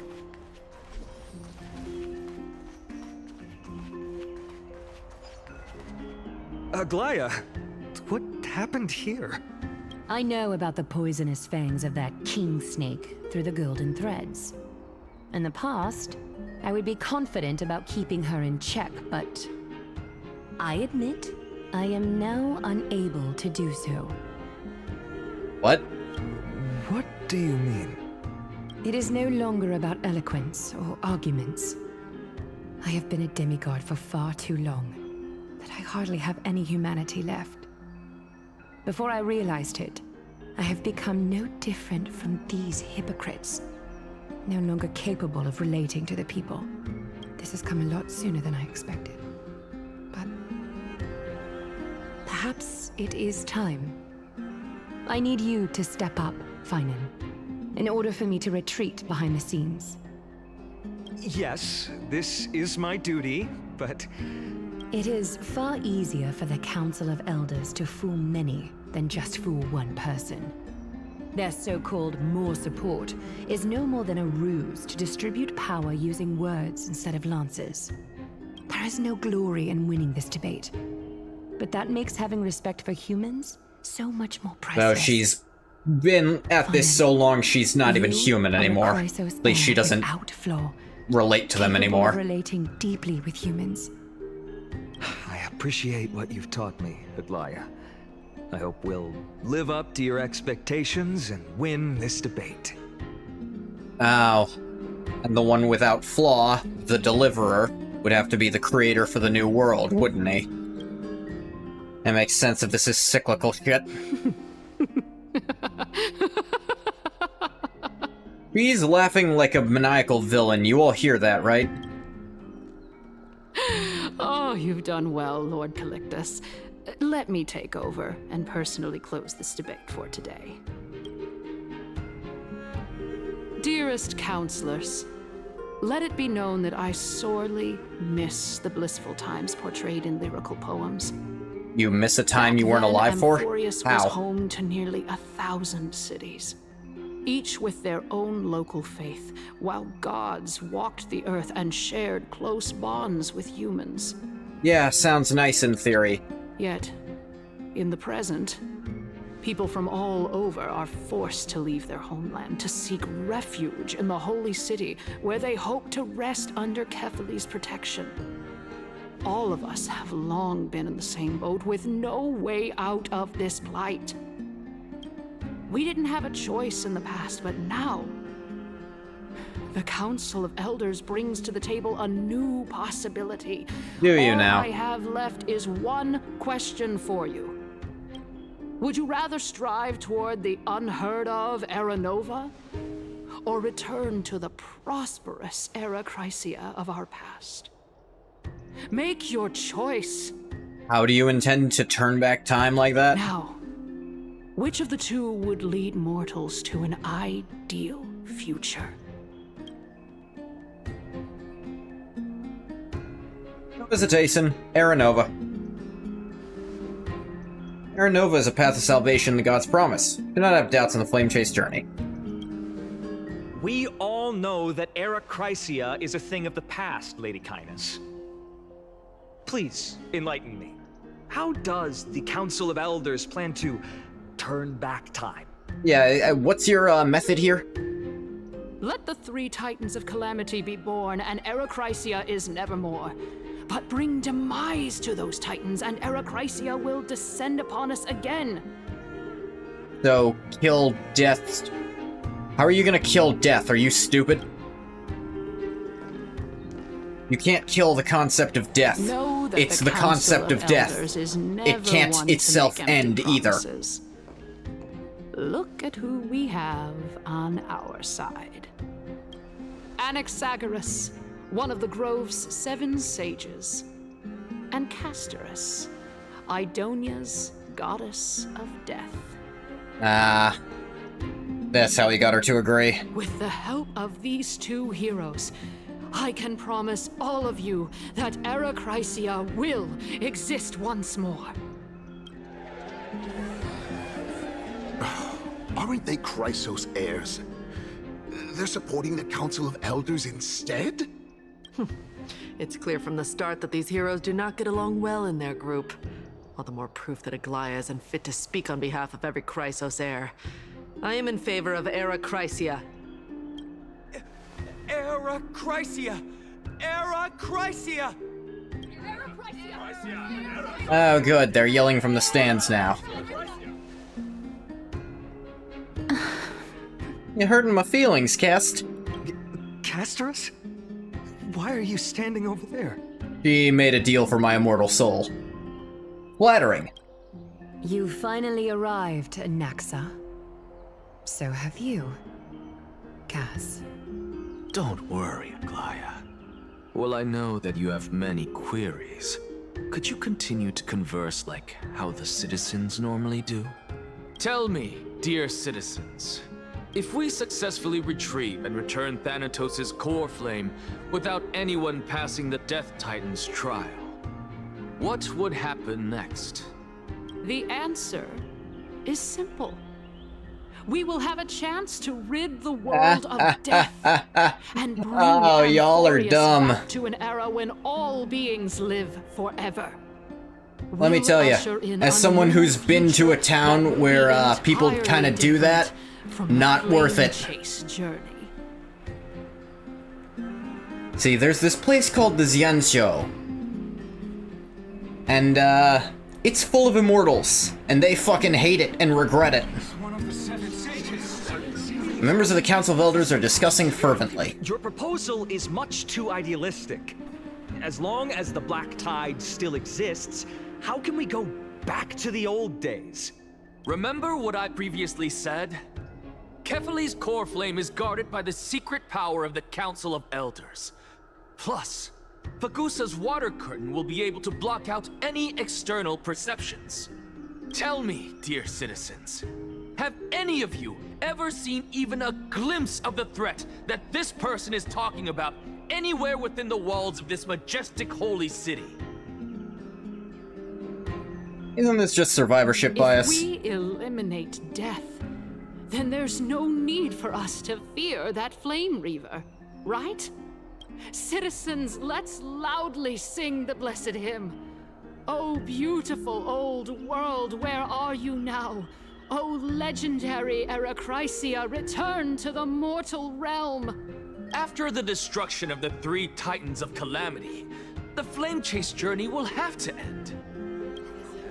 Members of the Council of Elders are cheering in excitement. This is bad. The masses are now totally riled up. Yeah, this is not going how we'd want it to. Anaxa, pray tell. Everything that you've mentioned hinges on the premise that we can find Thanatos' existence, right? Thank you, Lady Aglaya, for still caring about this city. However, dear citizens, we are truly fortunate and blessed. For Castorice, Idonia's goddess of death, will surely find Thanatos under my guidance. What? Nah. With that, I solemnly promise that the core flame Lady Castorice brings back will be personally managed by the Council of Elders. Thereafter, if we are able to garner the support of all of you at the Citizens' Assembly, we shall spare no effort in ensuring that the Eracrycia will return to our world once again. Members of the Council of Elders are cheering in excitement. With the balance shattered, the result is clear. By Kefali and Talent and above, as the Theoros I have observed, Akama has chosen her destiny. The issue up for discussion at this Citizens' Assembly shall be modified to the suspension of the Flame Chase journey. This resolution shall be put up on the Wall of Heroes, such that all citizens are aware of the city's way forward. Members of the Council of Elders are cheering in excitement. Aglaya, dear Aglaya, what has caused your heart to soften? You also don't seem to be as quick-witted as before. Wag your tongue as much as you like. Since the Flame Chase journey has been preordained by the prophecy, our failure has never been on the cards. Well then, I guess we'll find out if that's true at the Citizens' Assembly. Vigus announces inclusion of the debate, and the attendees part ways. Castorice. Well, it seems that when I sent you to look for Anaxa, I unintentionally facilitated your partnership with him instead. My apologies, everyone. I know that you have many questions to ask me. I will answer them to the best of my knowledge. In that case... Okay, she agreed to do something's going on here. What happened when you look for Anaxa? In actuality, he showed me a past that was both long and heavy. Long and heavy.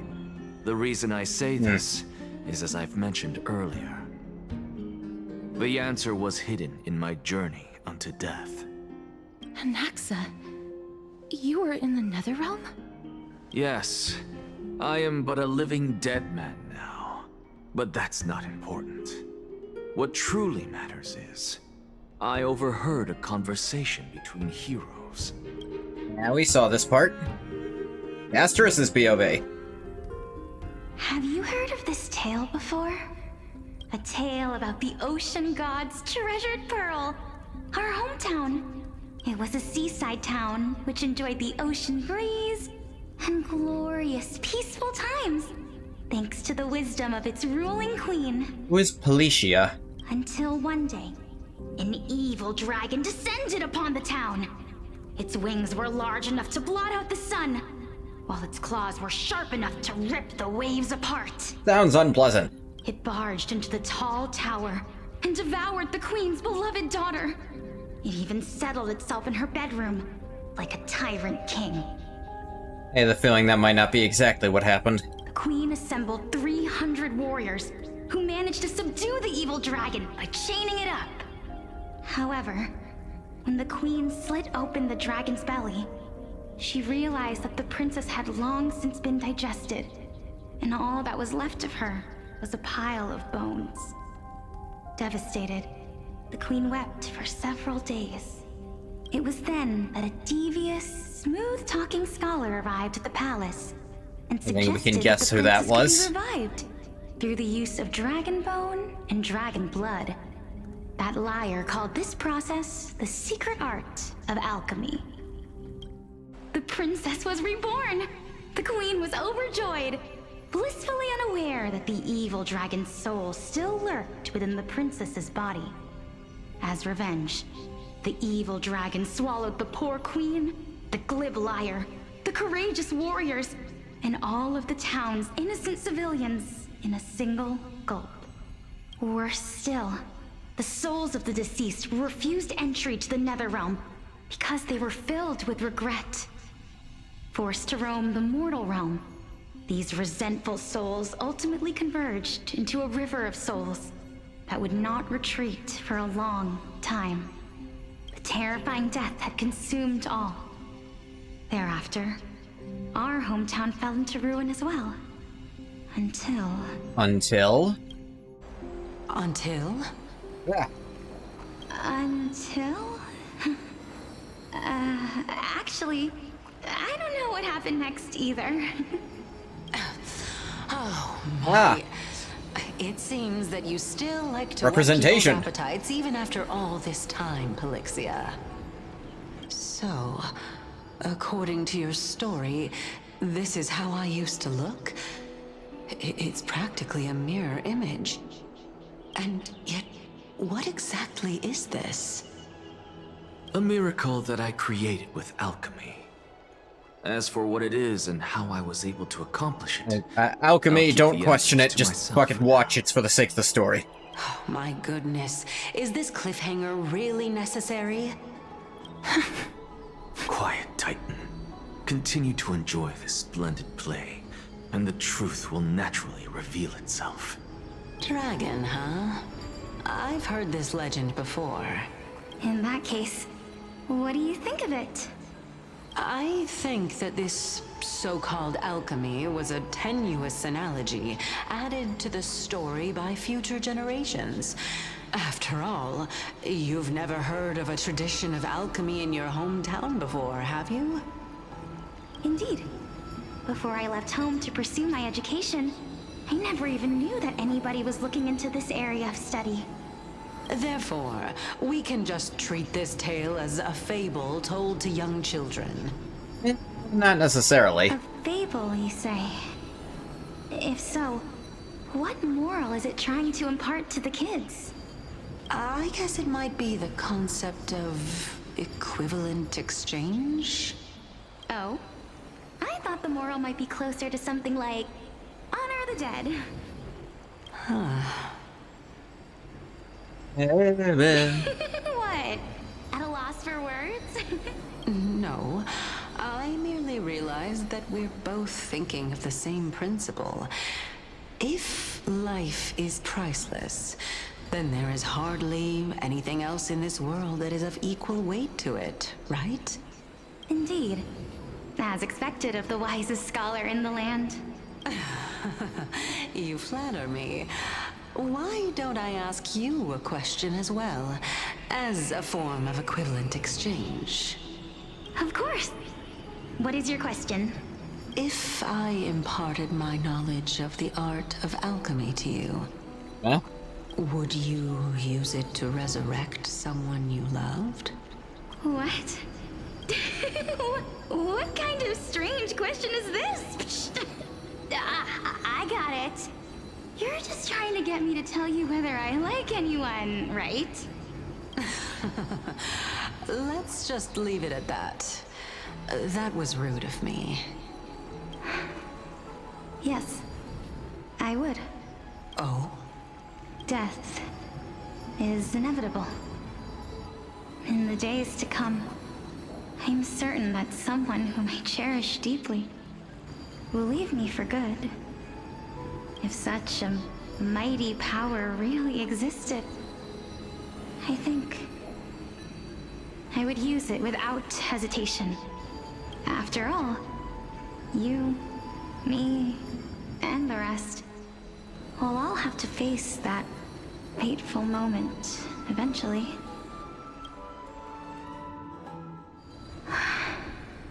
My time is finally here. However, perhaps because of my firm belief in the immeasurable value of life, I am unable to complete the trial. You shall wither, and through that, the dead will sprout again from the remains, and be reborn with the dead flame. It is a pity that fate is such a cruel mistress. Is there no other way of interpreting those words? I'm afraid that the meaning is clear. Between my sister and me, one must pay the price. Our trial can only be completed when the one chosen sacrifices her life. Yeah, fucked up. I'm afraid that the prophecy might even have selected a pair of twins for this exact purpose. Fortune makes fools of us all. My sister is prepared to sacrifice herself. And yet... Ah, they've got all but one of them here. How absurd. My time is almost up, but I'm still afraid to welcome death. What should we do? If I'm ultimately not able to make up my mind... Since Chaos is willing to guide all of us and leave this trial to the end, there is still plenty of time for you to ponder. That's right. Don't allow the fog of an uncertain future to cloud your mind. Trial, prophecy, the topics that they're discussing seem familiar. Yeah, because they are. But these three people must not have left their names in the epics. Otherwise, I would have some recollection of this. Amphorius's history before the Titans were born was complete chaos. Is that not strange by itself? I have long held 3 hypotheses about this. However, let's continue watching for now. Yes, keep watching. Calypso, Polixia, and this warrior. I seem to have met him somewhere before. Regarding this matter, Nias, are you confident that you'll complete your trial? Of course. Though, I am worried about what will happen once I've emerged victorious.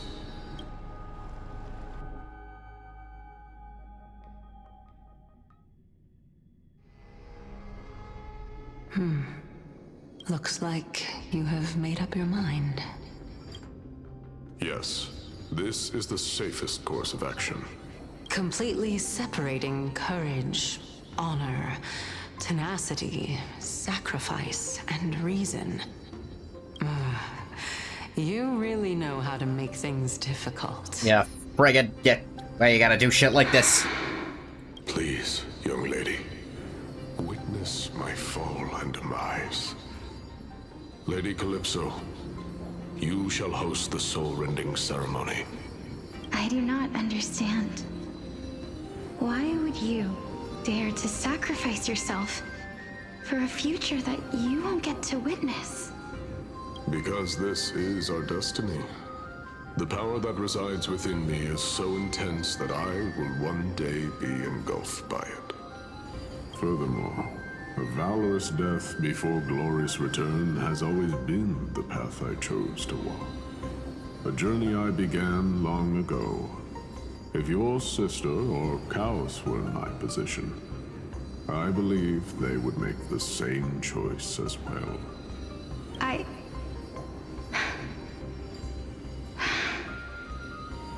I'm not that brave.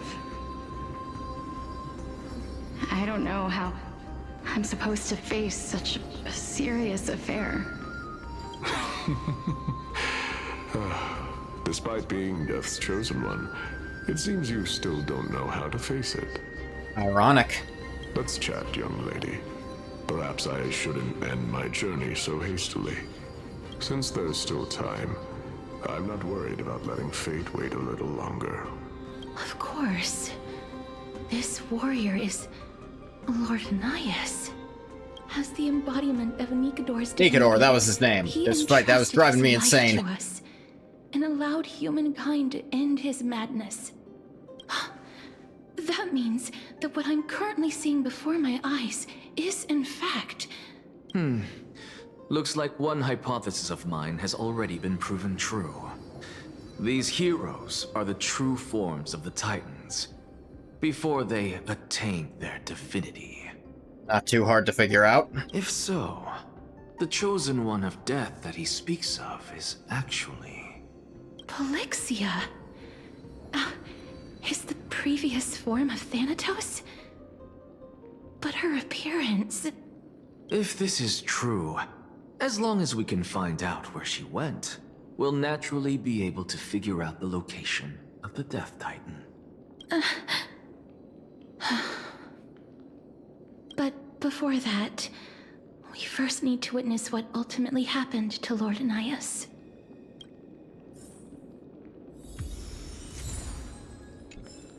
Ugh.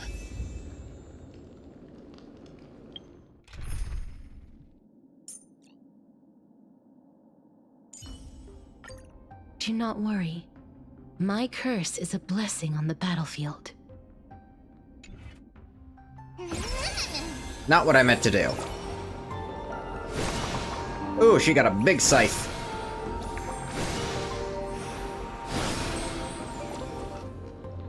Alright, so I think we're going to call it right here for now.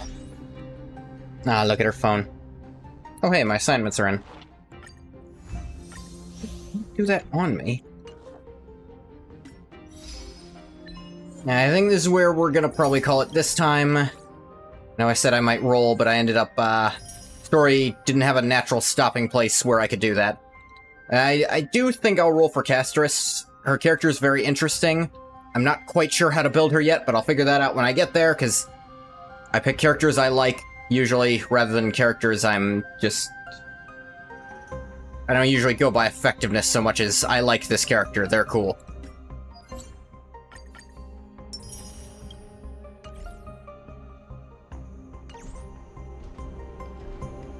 But yeah, I think we're gonna call it there. I'm gonna stop the recording for YouTube here. As always, thank you so much for coming if you came. If you didn't come, you don't get a thank you. Bye bye, YouTube.